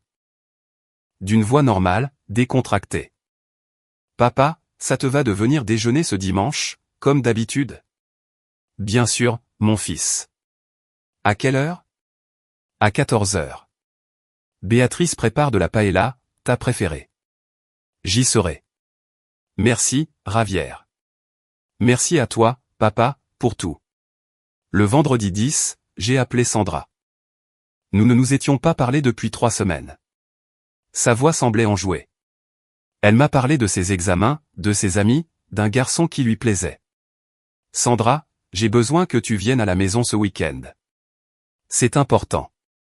Le ton de ma voix l'a alerté immédiatement. Papa, qu'est-ce qui ne va pas? Tu vas bien? Je vais bien physiquement, mais il y a quelque chose de grave que je dois te dire. Arrive samedi après-midi, nous parlerons à ce moment-là. C'est à propos de maman, et de grand-père. Un silence à l'autre bout de la ligne. Qu'ont-ils fait? Samedi, chérie. J'ai besoin de te le dire en personne. Le samedi 11 novembre, Sandra est arrivée à 17 heures. Je l'ai serrée dans mes bras à la porte. Elle avait tellement grandi. Elle n'était plus la petite fille qui jouait dans le parc. C'était une jeune femme, intelligente, avec les yeux verts de sa mère, et ma détermination. Nous nous sommes assis dans mon bureau. Je lui ai tout montré, les photographies, les enregistrements, les documents bancaires. J'ai vu son visage passer de la confusion à l'incrédulité, de l'incrédulité à l'horreur, et de l'horreur à la fureur absolue. Quand j'ai eu terminé, elle est restée assise en silence, pendant 5 bonnes minutes. Puis elle a pris la parole, la voix tremblante. Maman et grand-père. Je ne peux pas. Je n'arrive pas à y croire. Comment ont-ils pu? Je ne sais pas, Sandra. Mais demain, quand ils viendront pour le déjeuner, je vais les confronter. Et après ça, tout va changer. Elle a hoché la tête lentement. Des larmes coulaient sur ses joues, mais son expression était d'acier. Je veux être là demain. Je veux les voir quand tu vas les confronter. Je ne pense pas que ce soit une bonne idée, chérie. C'est aussi ma famille, papa. J'ai le droit d'être présente. J'ai regardé dans ses yeux, et j'y ai vu le reflet de ma propre détermination. D'accord, tu seras présente demain. Le dimanche 12 novembre s'est levé sous un ciel gris. De gros nuages menaçaient d'apporter de la pluie. Je me suis réveillé à 6 heures du matin, après avoir à peine dormi pendant 3 heures. Sandra était dans son ancienne chambre. Béatrice dormait à côté de moi, calme, paisible, inconsciente de ce qui se préparait. Je me suis levé sans faire le moindre bruit. J'ai préparé un café fort, une double dose de caféine. Je devais être lucide et concentré. Aujourd'hui, la mascarade de ces 11 derniers mois prendrait fin. À 9 heures, Béatrice s'est réveillée. Elle est arrivée dans la cuisine en pyjama, les cheveux en bataille, en bâillant. Elle m'a embrassé sur la joue de manière distraite. Bonjour. Tu as déjà fait le café. Tu es un amour. Chaque mot me transperçait comme un éclat de verre. Elle agissait avec un tel naturel, comme si c'était un dimanche matin ordinaire. Comme si mon père n'avait pas été dans notre lit des dizaines de fois, comme si elle n'avait pas prévu un avenir avec lui, tout en étant encore mariée à moi. Béatrice, ai-je dit d'une voix neutre. As-tu tout acheté pour la paella? Oui, hier. Des fruits de mer frais du marché de Chamartin, du safran. Enfin, tout ce que ton père aime. Tout ce que ton amant aime, ai-je pensé. Mais je me suis contenté de hocher la tête. Sandra est sortie de sa chambre à 10 heures. Elle avait de profonds cernes sous les yeux. Elle non plus n'avait pas bien dormi. Nous nous sommes regardés en silence, dans une entente tacite entre père et fille. Aujourd'hui, nous allions assister à la fin de tout cela. Maman, a lancé Sandra, d'une voix soigneusement contrôlée. Bonjour, ma chérie. Je suis si contente de t'avoir à la maison. Tu restes jusqu'à demain. Nous verrons comment la journée se déroule. Béatrice n'a pas saisi le double sens de cette phrase. Elle a continué à préparer le déjeuner, fredonnant une chanson tout en coupant des légumes. J'ai installé le projecteur dans le salon, et je l'ai connecté à mon ordinateur portable. Béatrice est passée avec un bol de riz. Qu'est-ce que tu fais?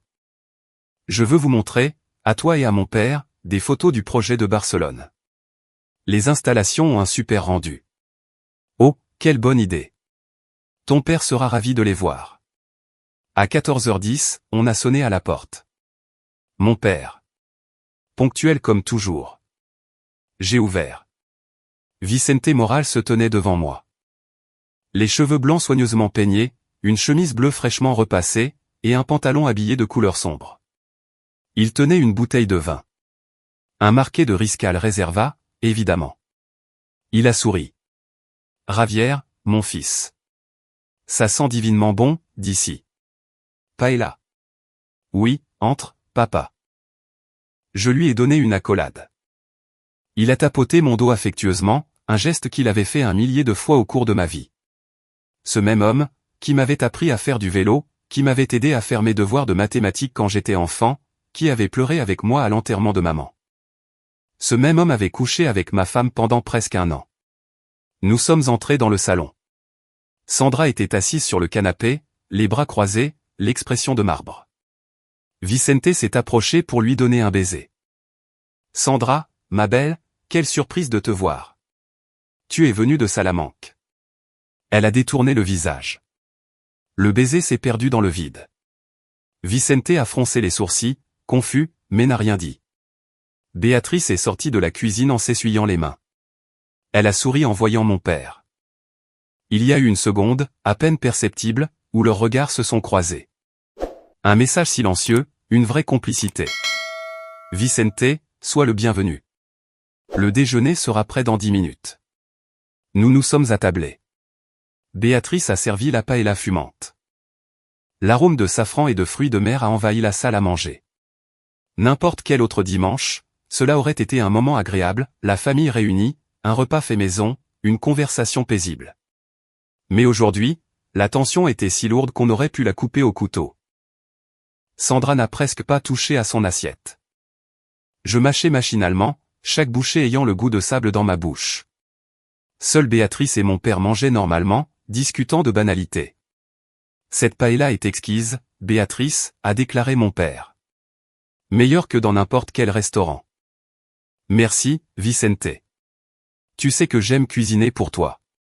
Pour lui. Pas pour la famille. Pour lui, spécifiquement. Sandra a lâché sa fourchette dans son assiette, dans un cliquetis retentissant. Béatrice l'a regardé. Ça va, ma chérie? Parfaitement. Sandra s'est levée. Je vais aux toilettes. Nous avons terminé le repas dans un silence inconfortable. Béatrice a débarrassé les assiettes, puis a servi le dessert, une tarte de Santiago, achetée dans la pâtisserie préférée de mon père.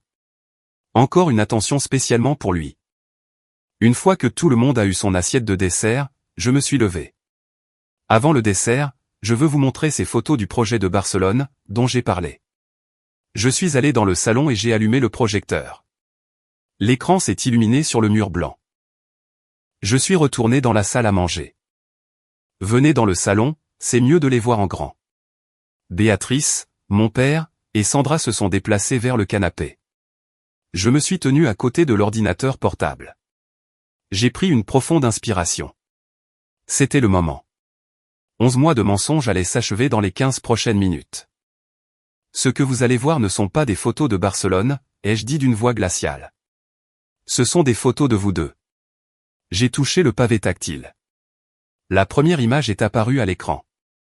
Date, 17 octobre 2023. Heure, 20h23. Mon père, entrant dans l'immeuble avec un sac de supermarché. Béatrice a pâli.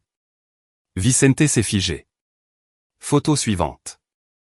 Béatrice, ouvrant la porte de l'appartement en souriant. Ensuite, eux deux s'enlaçant dans le couloir.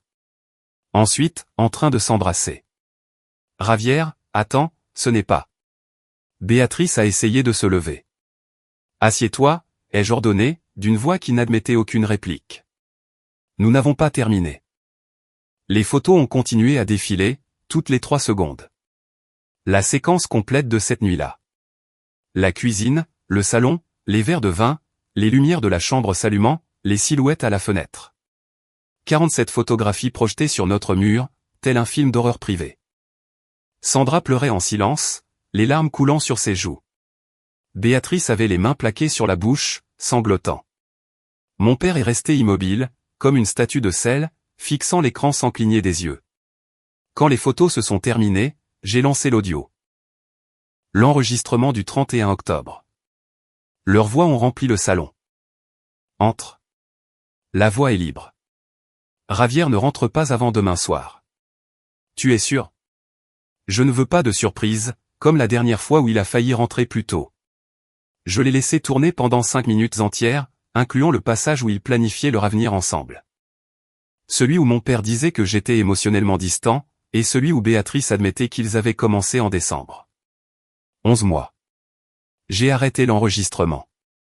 Le silence qui a suivi était total. Les seuls bruits étaient le tic-tac de l'horloge, et les sanglots étouffés de Sandra. 11 mois ai-je finalement prononcé. Ma voix semblait étrangement calme.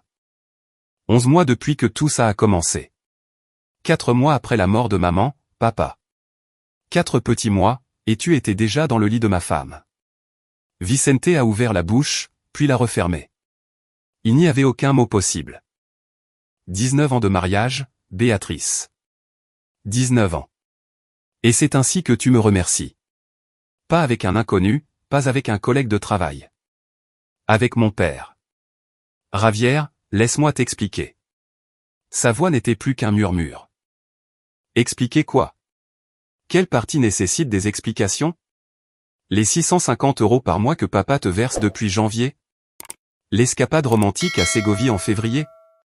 Les photos que tu as gardées dans ton placard? Le bracelet avec ses initiales? J'ai sorti le bracelet de ma poche, et je l'ai jeté sur la table basse. Il a atterri dans un cliquetis métallique. Béatrice l'a regardé, puis m'a regardé. Dans ses yeux, j'ai vu le moment précis où elle a compris qu'il n'y avait aucune issue. Que je savais tout. Qu'il y avait des preuves de tout. Comment a été tout ce qu'elle a pu dire? Un détective privé, des micros dans la maison, un traceur GPS, une vérification bancaire légale. Je suis consultant en entreprise. Béatrice. Ma spécialité est de trouver les problèmes cachés dans les systèmes complexes. Pensais-tu vraiment que je ne découvrirais pas un problème aussi évident dans ma propre maison? Je me suis tourné vers mon père. 68 ans. Soudain, il paraissait beaucoup plus vieux, voûté, minuscule. Papa, toute ma vie, je t'ai admiré. Tu étais mon héros, mon exemple. Et ça. C'est impardonnable. Tu n'as pas seulement trahi ma confiance, tu as aussi trahi la mémoire de maman. Que penserait-elle, si elle savait que, 4 mois après sa mort, tu étais déjà avec une autre femme? Et pas n'importe laquelle, la mienne. Vicente a enfin parlé, d'une voix brisée, à peine audible. Fils, je ne sais pas comment c'est arrivé. Nous n'avions jamais prévu. Je me fiche de savoir comment c'est arrivé. Ce qui m'importe, c'est que ça se soit produit. Que ça ait continué. Que vous ayez menti pendant 11 mois. Que vous ayez planifié un avenir ensemble, en espérant que j'accepte un divorce à l'amiable, pour que vous puissiez être ensemble sans reproche. J'ai sorti une grande enveloppe de ma mallette. À l'intérieur se trouvaient les papiers que le docteur Campos avait préparés, la demande de divorce, et la séparation des biens. Tout était prêt à être signé. Béatrice, ce sont les documents du divorce. Tu vas les signer, immédiatement. Tu renonces à tout droit sur cet appartement. Tu recevras 36 000 € sur l'épargne commune, soit 20%. Rien de plus. Si tu refuses, tout cela devient public. Les photos, les enregistrements. Toute ta famille sera au courant. Tes amis, tes collègues. Tout le monde saura exactement quel genre de personne tu es. Je lui ai tendu l'enveloppe. Elle l'a prise avec des mains tremblantes. Elle l'a ouverte, les doigts frémissants, et a sorti les documents. Ses yeux ont parcouru les pages, sans vraiment les lire. Des larmes sont tombées sur le papier officiel, maculant l'encre. Ravière, s'il te plaît, peut-on en parler? Nous pouvons suivre une thérapie. Ça ne doit pas se terminer comme ça. Une thérapie. Ce mot est sorti de ma bouche comme du poison. Tu veux qu'on aille en thérapie, pour qu'on surmonte le fait que tu as couché avec mon père pendant 11 mois? Dans notre lit? Dans notre maison? Sandra s'est levée du canapé, et a marché vers sa mère, d'un pas lent et mesuré. Elle s'est arrêtée devant elle. Et là, sans crier gare, elle l'a giflé, avec une telle force que le bruit a résonné dans le salon silencieux. Tu es quelqu'un de répugnant, a craché Sandra, en mettant du venin dans chaque syllabe. Tu n'es pas ma mère. Ma mère est morte le jour où elle a décidé de faire ça. Béatrice a porté la main à sa joue rougie, et a ouvert la bouche pour répondre. Mais Sandra s'était déjà tournée vers Vicente. Et toi, grand-père? L'homme qui m'emmenait au parc quand j'étais petite, qui m'achetait des glaces, qui me racontait des histoires sur papa quand il était enfant. Sa voix s'est brisée. Comment as-tu pu? Comment as-tu pu faire ça à ton propre fils? Vicente avait les larmes qui ruisselaient sur ses joues ridées. Il a essayé de toucher le bras de Sandra, mais elle s'est reculée violemment. Ne me touche pas. Ne me touche plus jamais. Je me suis approché de Béatrice. J'ai pris un stylo dans la poche intérieure de ma veste, et je le lui ai tendu. Signe. Maintenant. À chaque page où c'est indiqué. Sinon, j'appelle mon avocate, et cela deviendra une guerre médiatique. J'ai des copies de tout ça, sauvegardées à 5 endroits différents.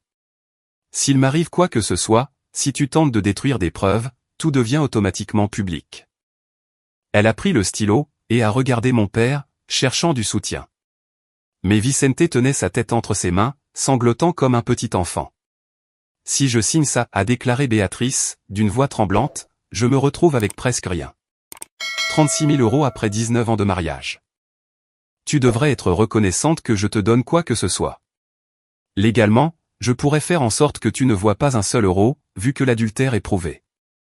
Le docteur Campos se montre généreuse. Signe, ou tu perds tout, y compris ta réputation. Béatrice a signé, page après page. 8 signatures au total. Quand elle a eu terminé, elle tremblait tellement qu'elle arrivait à peine à tenir le stylo. J'ai ramassé les documents, je les ai remis dans l'enveloppe. Tout était légal. Tout était réglé.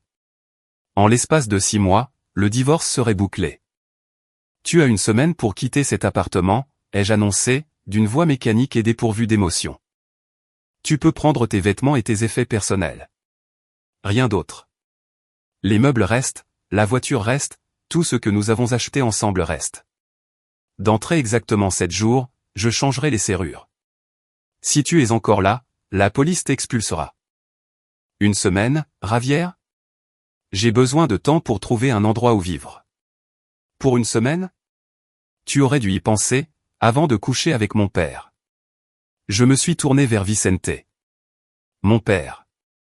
Du moins, ce qu'il en restait, un vieillard pathétique, assis sur mon canapé, en larmes, détruit. Une part de moi voulait ressentir de la pitié. Une part de moi voulait le réconforter, comme il l'avait fait pour moi tant de fois quand j'étais enfant. Mais cette part de moi était morte. Assassinée par 47 photographies, et 11 mois de trahison. Papa, ai-je dit, le mot me brûlant la langue. À partir de cet instant, je n'ai plus de père. Tu es un étranger pour moi. Je ne veux plus jamais te revoir. Je ne veux plus jamais te parler. Je ne veux plus jamais avoir de tes nouvelles. Tu es mort pour moi. Tu comprends? Mort. Vicente a relevé la tête. Ses yeux gris, identiques aux miens, m'ont regardé avec un désespoir absolu. Ravière, mon fils, je t'en supplie. Je sais que j'ai fait la plus grosse erreur de ma vie. Je sais qu'il n'y a pas de pardon pour cela. Mais je ne peux pas te perdre, toi aussi. J'ai déjà perdu ta mère. Si je te perds, il ne me reste plus rien. Tu aurais dû y penser avant. Tu aurais dû penser à ce que tu allais perdre, avant de te glisser dans le lit de ma femme. Sors. Sors de chez moi, tout de suite. Ravière. Dehors. Ce cri est venu du plus profond de ma poitrine. Sortez de ma maison, ou j'appelle la police et je vous fais arrêter tous les deux pour violation de domicile. Vicente s'est levé lentement. Il semblait avoir vieilli de 20 ans au cours des 30 dernières minutes. Il a marché vers la porte, traînant les pieds. Béatrice l'a suivi, sanglotant toujours. À la porte, mon père s'est retourné une dernière fois. Je suis désolé, a-t-il murmuré. Je suis tellement désolé. Tes excuses ne signifient rien. Pars. J'ai refermé la porte, puis j'ai verrouillé le pen. Le bruit a résonné dans le silence comme un coup de feu. Sandra et moi étions seuls dans l'appartement. Elle s'est effondrée sur le canapé, pleurant de façon inconsolable.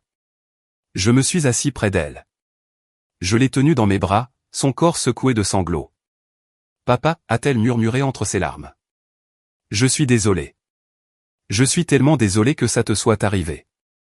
Ce n'est pas ta faute, chérie. Rien de tout cela n'est de ta faute. Comment allons-nous avancer? Comment allons-nous être une famille, après ça? Je ne sais pas. Mais nous allons trouver ensemble. Toi et moi. C'est la seule chose qui compte, maintenant. Nous sommes restés ainsi pendant des heures. Le père et la fille, accrochés l'un à l'autre, pendant qu'il commençait à pleuvoir dehors. Le ciel gris avait enfin mis sa menace à exécution. Les gouttes frappaient les fenêtres avec un rythme régulier, comme les larmes de l'univers. À 20 heures, mon portable a sonné. Numéro inconnu. J'ai décroché. Monsieur Moral? Ici l'inspecteur Ruiz, du commissariat de Chamartin. Nous avons ici un Vicente Moral qui affirme être votre père. Il est très bouleversé. Il dit qu'il a besoin de vous parler urgemment. Pouvez-vous confirmer son identité? Il est mon père biologique, oui. Mais je ne veux pas lui parler. Je n'ai rien à lui dire. C'est compris, monsieur. Nous voulions juste vérifier.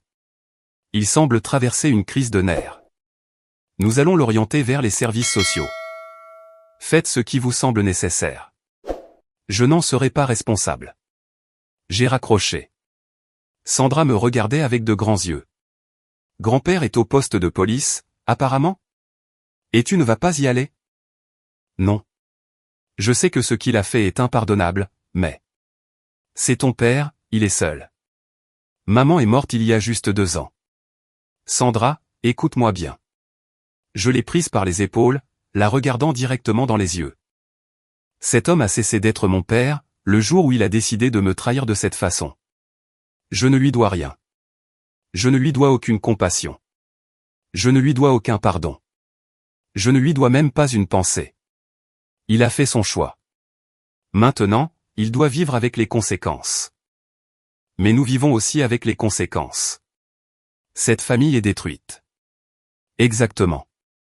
Et ce sont eux qui l'ont détruite. Pas moi. C'est eux. Moi, je fais seulement ce qui est nécessaire pour survivre. Sandra a hoché la tête lentement. Elle m'a serré dans ses bras à nouveau. Je te soutiens, papa, en tout. Mais ça fait tellement mal. Je sais, ma chérie. Moi aussi. Cette nuit-là, Sandra a dormi dans son ancienne chambre. J'ai essayé de dormir dans mon lit, mais c'était impossible. Les images des photographies envahissaient mon esprit, chaque fois que je fermais les yeux. Mon père et Béatrice, dans ces mêmes draps, sur ce même matelas. À 3 heures du matin, je me suis levé, j'ai enlevé les draps, je les ai mis dans un sac poubelle, puis je suis descendu au conteneur et je les ai jetés. Le lendemain, j'achèterai de nouveaux draps et un nouveau matelas. J'avais besoin d'effacer toute trace de ce qui s'était passé dans cette chambre. Mais je savais que je ne pourrais pas effacer les images de ma tête. Celle-là serait là pour toujours, gravée, rappelant en permanence que les 2 personnes en qui j'avais le plus confiance m'avaient trahi, de la manière la plus ignoble qu'on puisse imaginer. Je suis remonté à l'appartement, et je me suis assis sur le sol du salon vide. Et, pour la première fois depuis que tout cela avait commencé, j'ai pleuré. J'ai pleuré pour mon mariage perdu, pour mon père perdu, pour la famille qui n'existerait plus jamais. J'ai pleuré, jusqu'à ce qu'il ne reste plus une seule larme. Et lorsque le soleil a commencé à se lever à l'horizon, peignant le ciel en orange et rose, j'ai pris une décision. Je n'allais pas laisser cela me détruire. Ils avaient choisi de me trahir. Moi, j'ai choisi de survivre. Le lundi 13 novembre a marqué le début du démantèlement de mon ancienne vie. J'ai appelé le bureau, inventant une urgence familiale qui nécessitait une absence de 2 semaines. Mon associé, Miguel Ortega, n'a posé aucune question. Nous travaillons ensemble depuis 12 ans. Il connaissait mon professionnalisme. Si je demandais 2 semaines, c'est que j'en avais besoin. Béatrice a commencé à faire ses cartons le même après-midi. Elle est rentrée du travail à 19 heures. Les yeux gonflés, le maquillage coulant. Elle avait pleuré. Je m'en fichais. Elle est allée dans la chambre et a commencé à sortir des vêtements de l'armoire. Je suis resté dans le couloir à l'observer. Je devais m'assurer qu'elle n'emportait que ce qui lui appartenait. Ravière, a-t-elle dit sans me regarder, en pliant une robe bleue. Faut-il vraiment en arriver là? Ne peut-on pas au moins discuter comme des adultes? Nous avons déjà parlé hier. Tout a été clarifié. J'ai fait une terrible erreur, je sais, mes 19 ans de mariage doivent bien valoir quelque chose. Ils doivent signifier quelque chose. Je me suis appuyé contre le cadre de la porte. La regardant faire ses valises. Cette femme avec qui j'avais partagé près de 2 décennies. Avec qui j'avais construit une vie. Maintenant, c'était une étrangère, rangeant des vêtements dans des valises. Tu as raison. 19 ans, ça signifie quelque chose. Ça signifie que ta trahison est encore plus impardonnable. Ce n'était pas un écart d'une nuit. C'était un choix conscient, répété pendant 11 mois. Chaque fois que mon père venait ici, chaque fois que vous avez couché ensemble dans notre lit. Chaque fois que vous avez planifié votre avenir ensemble. Tu as choisi de détruire notre mariage. Elle s'est arrêtée. Elle tenait entre ses mains un pull gris. Celui que je lui avais offert pour son 40e anniversaire. Tu sais ce qui fait le plus mal, a-t-elle poursuivi, la voix brisée. Ce n'est pas le fait que tu m'aies trompé. C'est avec qui tu l'as fait. Ton propre père, Ravière. Si cela avait été n'importe qui d'autre, peut-être. Peut-être aurions-nous pu surmonter ça. Mais ça. C'est quelque chose qu'on ne pourra jamais réparer. Exactement. C'est pourquoi il te reste 6 jours pour partir. Elle a continué à emballer ses affaires en silence. Je suis resté là à l'observer, jusqu'à ce qu'elle ait fini de remplir 3 grandes valises. Elle les a traînées jusqu'au salon. Où vas-tu dormir cette semaine? Chez ma sœur, Monica. Je lui ai déjà parlé. Elle me laisse rester jusqu'à ce que je trouve un appartement. Lui as-tu dit pourquoi tu divorces? Béatrice a baissé les yeux. Je lui ai dit que nous avions des différends irréconciliables. Une lâche, jusqu'au bout. Tu n'as même pas le courage d'admettre ce que tu as fait. Tu veux que je dise à ma sœur que j'ai couché avec ton père? Tu veux que je détruise aussi la relation avec ma famille? Tu as déjà détruit ta famille. La nôtre? Sandra ne veut plus jamais te voir, tu le sais. Elle m'a appelé de Salamanque, ce matin. Elle dit que tu es morte pour elle. Félicitations, Béatrice. Tu as réussi à perdre ton mari et ta fille, en une seule journée. Ces mots l'ont frappé comme des coups de poing. Elle a titubé légèrement, s'appuyant sur le dossier du canapé. Sandra changera d'avis. Elle est jeune, elle a mal. Mais avec le temps. Elle ne changera pas. Je m'en assurerai. Je lui montrerai toutes les preuves que j'ai. Tous les enregistrements, où toi et mon père planifiez votre avenir, pendant que je travaille comme un idiot pour subvenir aux besoins de cette famille. Elle doit savoir exactement qui est sa mère. Béatrice a pris ses valises, s'est dirigée vers la porte, et s'est arrêtée sur le seuil. Un jour, j'espère que tu pourras me pardonner. Jamais. Sors. La porte s'est fermée. Leçon finale de 19 ans de mariage. J'aurais dû me sentir soulagé. Au lieu de cela, je me sentais juste vide. Le mardi 14, j'ai fait changer toutes les serrures. Un serrurier professionnel a terminé le travail en 2 heures. 3 nouvelles serrures, la porte d'entrée, la porte du garage, et celle du débarras. 180 €. Le prix de la sécurité.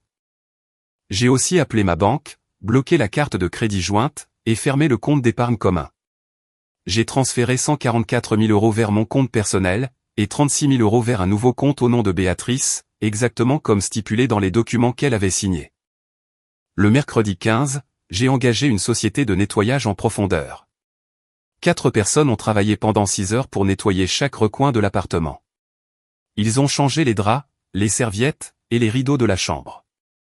Ils ont tout désinfecté. 520 € pour tenter d'effacer les traces physiques de la trahison. Mais les tâches émotionnelles ne se nettoient pas aussi facilement. Le jeudi 16, j'ai reçu un appel de ma tante Remedio, la sœur aînée de mon père, une veuve de 74 ans vivant à Guadalajara. Ravière, mon fils. Vicente m'a appelé hier. Il est dévasté. Il m'a dit ce qui s'est passé. Est-ce vrai? Chaque mot. Mon Dieu. Je n'arrive pas à y croire. Mon frère, avec ta femme. C'est monstrueux. Enfin, quelqu'un qui comprenait l'ampleur de leurs actes. Ravière, je sais que tu es furieux. Tu en as tous les droits. Mais Vicente est mon frère. Il souffre terriblement. Il a perdu du poids. Il ne mange plus, il ne dort plus. Il est tout seul dans cet appartement, s'enfonçant dans la dépression. Il a besoin d'aide professionnelle. Qu'il la cherche. Ce n'est pas mon problème. Tu es son fils. Plus maintenant. Je lui ai dit très clairement, dimanche, qu'il était mort pour moi. Je ne changerai pas d'avis. Au moins, réfléchis-y. Pas pour lui, pour toi. La haine va te consumer, Ravière. Ça va te détruire de l'intérieur. Merci de votre inquiétude, tante Remedio. Mais ma décision est ferme. J'ai raccroché, et j'ai bloqué son numéro. Je n'avais pas besoin de recevoir d'autres appels essayant de me faire culpabiliser d'avoir coupé les ponts avec l'homme qui m'avait trahi de la manière la plus dégoûtante qui soit. Le vendredi 17, j'ai mis l'appartement en vente. Par l'intermédiaire d'une agence immobilière recommandée par Eduardo. Estimation, 280 000 €. Je lui ai dit que je voulais vendre rapidement. J'étais prêt à baisser le prix à 265 000 € pour une vente immédiate. Est-ce si urgent, m'a demandé l'agente, une femme dans la cinquantaine, vêtue d'un tailleur impeccable. J'ai besoin de changer d'air. Cet endroit abrite trop de mauvais souvenirs. Je comprends. À ce prix-là, je peux vous trouver un acheteur en moins de 3 semaines. Parfait. Le samedi 18, Sandra est revenue de Salamanque. Nous nous étions parlé au téléphone chaque jour, cette semaine-là. Elle aussi essayait de surmonter le traumatisme. Elle avait commencé une thérapie à l'université. Elle est arrivée en milieu d'après-midi. Je l'ai prise dans mes bras à la porte. Elle avait maigri, et ses cernes s'étaient creusées. « Comment vas-tu, papa ? » ?»« Je survis. »« Et toi ? » ?»« Pareil. » Le thérapeute dit que ce que je ressens est normal. La colère, la trahison, la tristesse. Tout s'entremêle. Elle dit qu'il nous faudra du temps, à tous les deux, pour assimiler. Ce soir-là, nous avons cuisiné ensemble. Des pâtes simples avec de la sauce tomate. Nous avons mangé en silence, chacun perdu dans ses pensées.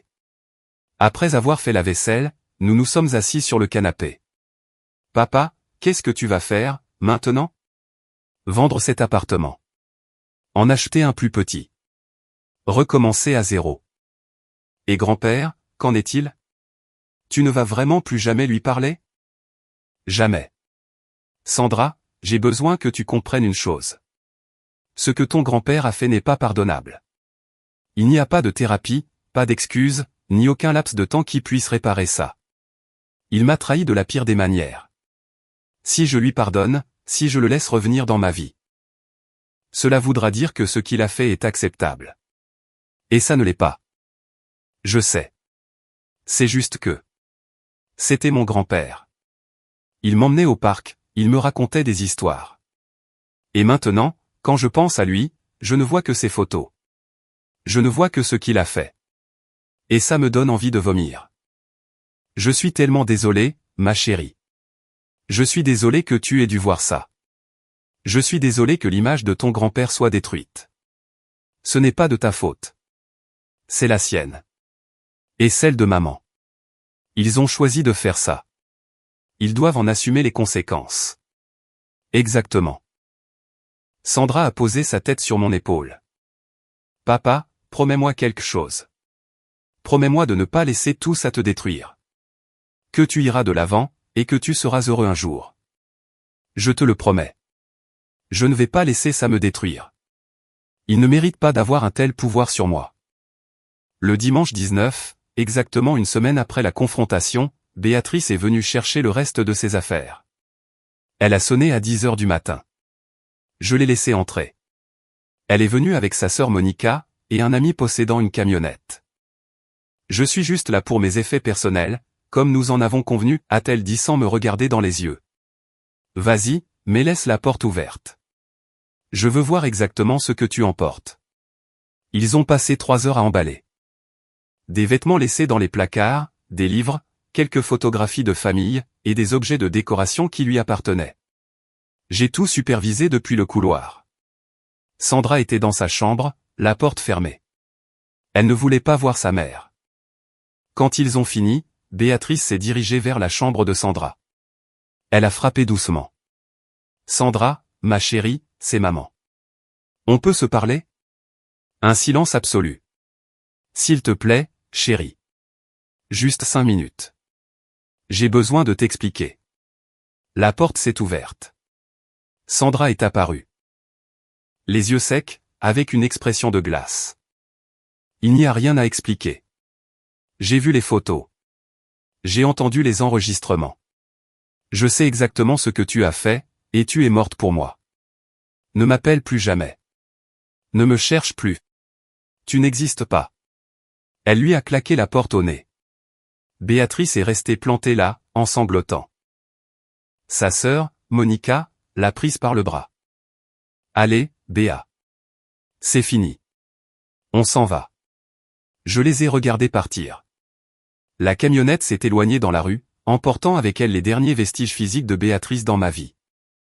Désormais, il ne restait plus que le travail intérieur, guérir les blessures invisibles, et reconstruire à partir des cendres. Mais au moins, j'avais franchi la première étape. J'avais coupé le cancer. Je pouvais maintenant commencer à guérir. Cela fait 6 mois depuis ce dimanche de novembre. Nous sommes maintenant en mars 2026. L'hiver cède la place au printemps. Les arbres de Madrid commencent à bourgeonner. La vie continue, indifférente aux drames humains. J'ai vendu l'appartement en très exactement 22 jours, pour 265 000 euros. Une perte de 15 000 euros par rapport à sa valeur réelle, mais j'avais besoin de sortir de là. Chaque recoin abritait des fantômes. J'ai acheté un appartement plus petit dans le quartier du Retiro. 80 mètres carrés, 2 chambres, au 6e étage avec un petit balcon. 180 000 euros. Il m'est resté 85 000 euros d'économie. Après cet achat, j'ai réduit mes voyages d'affaires. Aujourd'hui, je n'accepte plus que des missions de conseil à Madrid, ou dans les villes voisines, ce qui me permet de rentrer chez moi chaque soir. Fini les hôtels, fini les valises. J'avais besoin de stabilité, de racines. Miguel, mon associé, a compris sans que j'aie besoin de lui expliquer grand-chose. Prends le temps qu'il te faut, m'a-t-il dit. L'entreprise peut très bien survivre sans toi pendant quelques mois. Toi aussi, tu as besoin de survivre.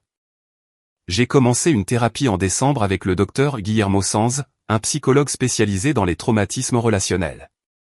Des séances hebdomadaires d'1 heure. Au début, je résistais à l'idée de parler, mais lentement, les mots ont commencé à affluer. La rage, la douleur, la sensation d'être évidé de l'intérieur. Ce que vous ressentez est légitime, m'a dit le docteur Sanz lors de notre 5e séance. Votre père et votre femme ne vous ont pas seulement trahi individuellement. Ils ont détruit tout votre noyau familial. C'est un triple deuil. Vous perdez votre mariage, vous perdez votre relation paternelle, vous perdez la famille que vous connaissiez. Combien de temps faut-il pour s'en remettre? On ne s'en remet pas. On apprend à vivre avec. C'est une cicatrice profonde qui sera toujours là, mais avec le temps, la douleur s'atténue. Sandra vient me rendre visite toutes les 2 semaines. Elle a de bonnes notes à l'université, malgré tout. Forte, comme son père. Elle continue sa thérapie, elle aussi. Nous nous reconstruisons lentement, tous les deux. Elle n'a pas parlé à Béatrice depuis novembre. Sa mère lui envoie parfois des messages, que Sandra supprime sans les lire.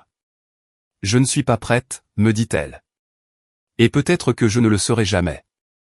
Le divorce a été finalisé en février. Jugement définitif du tribunal. 19 années de mariage dissoutes dans un document de 8 pages. Béatrice ne s'y est pas opposée. Elle a accepté toutes les conditions. 36 000 euros et ses vêtements, rien de plus. Par des connaissances communes, je sais qu'elle vit dans un appartement d'une chambre à Valca. Elle travaille comme réceptionniste dans une clinique dentaire, pour un salaire de 1 100 euros par mois. Autrefois, elle ne travaillait pas, ou occupait des emplois plus confortables qu'elle quittait par commodité. Maintenant, elle paie un loyer de 700 euros par mois. Elle vit tout juste, joignant les 2 bouts. Elle ne peut plus s'offrir de journées au spa avec ses amis, ni de restaurants chers, ni de vacances. Certains diront que c'est une justice poétique. Pour ma part, je ressens juste un grand vide quand je pense à elle. Mon père est un cas à part. Je ne lui ai pas parlé depuis 6 mois. J'ai bloqué son numéro, son adresse e-mail, tout moyen de contact. Mais les nouvelles me parviennent quand même. Ma tante Remedio appelle encore Sandra à l'occasion, lui donnant des nouvelles que nous ne demandons pas. Vicente a perdu 16 kilos en 4 mois, passant de 78 à 62 kilos. Un homme autrefois robuste qui n'est plus qu'une ombre fragile. Il a développé une dépression clinique sévère, et prend des médicaments depuis janvier. Un psychiatre lui a prescrit des antidépresseurs et des anxiolytiques. Il vit seul dans son appartement. Le peu d'amis qu'il avait s'est éloigné lorsque la vérité a éclaté. Ma tante Remedio a essayé de raconter à la famille une version édulcorée, mais je me suis assuré que tout le monde sache exactement ce qui s'était passé. J'ai envoyé les preuves à mes cousins, aux frères et sœurs de ma mère, à tout le monde. Pour qu'ils sachent à qui ils avaient affaire. Personne ne veut le voir. Personne ne l'appelle. Il passe ses journées assis devant la télévision, mangeant le strict minimum, attendant que le téléphone sonne, attendant que je l'appelle. Attendant un pardon qui ne viendra jamais. Est-ce que cela me réjouit? Non. Je me sens vide. Parce que, techniquement, j'ai gagné. J'ai obtenu une justice totale. Béatrice a perdu son mariage, sa maison, sa fille, son statut économique. Mon père a perdu son fils, sa petite-fille, toute sa famille, et sa santé mentale. Tous deux paient les conséquences dévastatrices de leur trahison. Mais j'ai perdu, moi aussi. J'ai perdu ma femme depuis 19 ans. J'ai perdu un père depuis 47 ans. J'ai perdu la famille que je connaissais. J'ai perdu l'innocence de croire que les personnes les plus proches de vous ne pourraient jamais vous trahir aussi brutalement. Les cicatrices émotionnelles sont toujours là. À chaque fois que je vois un couple s'embrasser dans la rue, je pense aux photos. À chaque fois que quelqu'un parle de parents et d'enfants, je ressens une douleur dans la poitrine. Chaque fois que je passe devant mon ancien appartement, je me souviens de ce dimanche de confrontation. Sandra m'a posé une question, il y a 2 semaines, est-ce que ça valait le coup, papa? Toute cette justice, toute cette vengeance. Est-ce que ça en valait la peine? Je n'ai pas su quoi répondre. Car, oui, ils paient pour ce qu'ils ont fait. Oui, il y a eu de vraies conséquences pour leurs actes. Oui, j'ai regagné ma dignité, et fixé des limites infranchissables. Mais je n'ai pas retrouvé ma paix intérieure. Je n'ai pas retrouvé la capacité de faire pleinement confiance. Je n'ai pas récupéré les années perdues dans un mariage factice. La justice, ce n'est pas la guérison. La vengeance, ce n'est pas la paix. Ce matin, alors que je buvais mon café sur le balcon de mon nouvel appartement, j'ai vu un jeune père apprendre à son petit garçon à faire du vélo, dans le parc en bas. Le garçon tombait, et le père le relevait avec une patience infinie. Des rires, de l'amour à l'état pur. Je me suis souvenu de ce que mon père m'avait appris. J'avais 6 ans. Au parc du Retiro, un dimanche de printemps ensoleillé. Je tombais sans arrêt, mais il ne se lassait jamais de me relever. Encore une fois, Ravière, tu peux le faire. Cet homme, et celui qui a couché avec ma femme, sont la même personne. Comment puis-je réconcilier cela? Comment accepter que quelqu'un puisse être un bon père pendant 45 ans, pour devenir un monstre moral la 46e année? Je n'ai pas de réponse. La seule chose dont je sois sûr, c'est celle-ci, j'ai pris la bonne décision. Couper les ponts était nécessaire à ma survie émotionnelle. Pardonner, ça aurait été accepter l'inacceptable. Ça aurait été me trahir moi-même. Mais la bonne décision n'est pas toujours la plus facile. Et vivre avec les conséquences de ses propres choix, même s'ils sont justes, peut s'avérer solitaire et douloureux. Aujourd'hui, nous sommes le mardi 3 mars 2026. Je viens de fêter mes 48 ans. Je suis assis dans mon nouvel appartement, seul, buvant un café que j'ai préparé moi-même. Sans femme, sans père. Juste ma fille qui me rend visite une semaine sur 2, et mes propres fantômes. Est-ce cela, la victoire? Je suppose que cela dépend de la façon dont on définit la victoire. Si la victoire, c'est la justice, alors oui. Si la victoire, c'est la paix, alors non. J'ai appris une chose fondamentale au cours de ces 6 mois. On peut gagner toutes les batailles juridiques, on peut faire payer à ces traîtres toutes les conséquences qu'ils méritent, on peut avoir absolument raison dans chaque dispute. Et pourtant, à la fin de la journée, quand on ferme la porte et qu'on se retrouve seul avec ses pensées, la victoire peut avoir un goût amer. Un goût de cendre. Car la justice parfaite n'efface pas la trahison. Elle ne ramène pas la famille perdue. Elle ne guérit pas les blessures qui saignent à l'intérieur, là où personne ne les voit. Je regarde la photo de Sandra sur ma table de chevet. Elle est la seule chose qui compte désormais. Elle et moi, les uniques survivants de ce naufrage familial. Et peut-être que cela devra suffire. Peut-être que la véritable victoire ne consiste pas à détruire ceux qui vous ont trahi, mais à trouver des raisons de continuer à se lever chaque matin, malgré la douleur. Je finis mon café, et je regarde l'horloge. J'ai une réunion à 11 heures. Du travail à accomplir, une vie à vivre. J'enfile ma veste de costume, et je vérifie mon reflet dans le miroir. Je vois un homme plus mince, plus fatigué, avec de nouveaux cheveux gris sur les tempes. Mais je vois aussi un homme qui a survécu. Qui a tenu bon. Qui n'a pas pardonné l'impardonnable. Cela devra suffire. Je quitte l'appartement, et je ferme la porte. Le bruit du pêne résonne dans le couloir vide. Et, pendant un instant, juste un instant, je m'autorise à me demander si mon père entend un bruit similaire, dans son appartement solitaire. S'il se regarde, lui aussi, dans le miroir chaque matin, en voyant le fantôme de ce qu'il a été. Mais ensuite, je secoue la tête. Ces pensées ne m'appartiennent plus. Il a fait son choix. J'ai fait le mien. Et nous vivons maintenant tous les deux dans le silence que nos propres choix ont créé.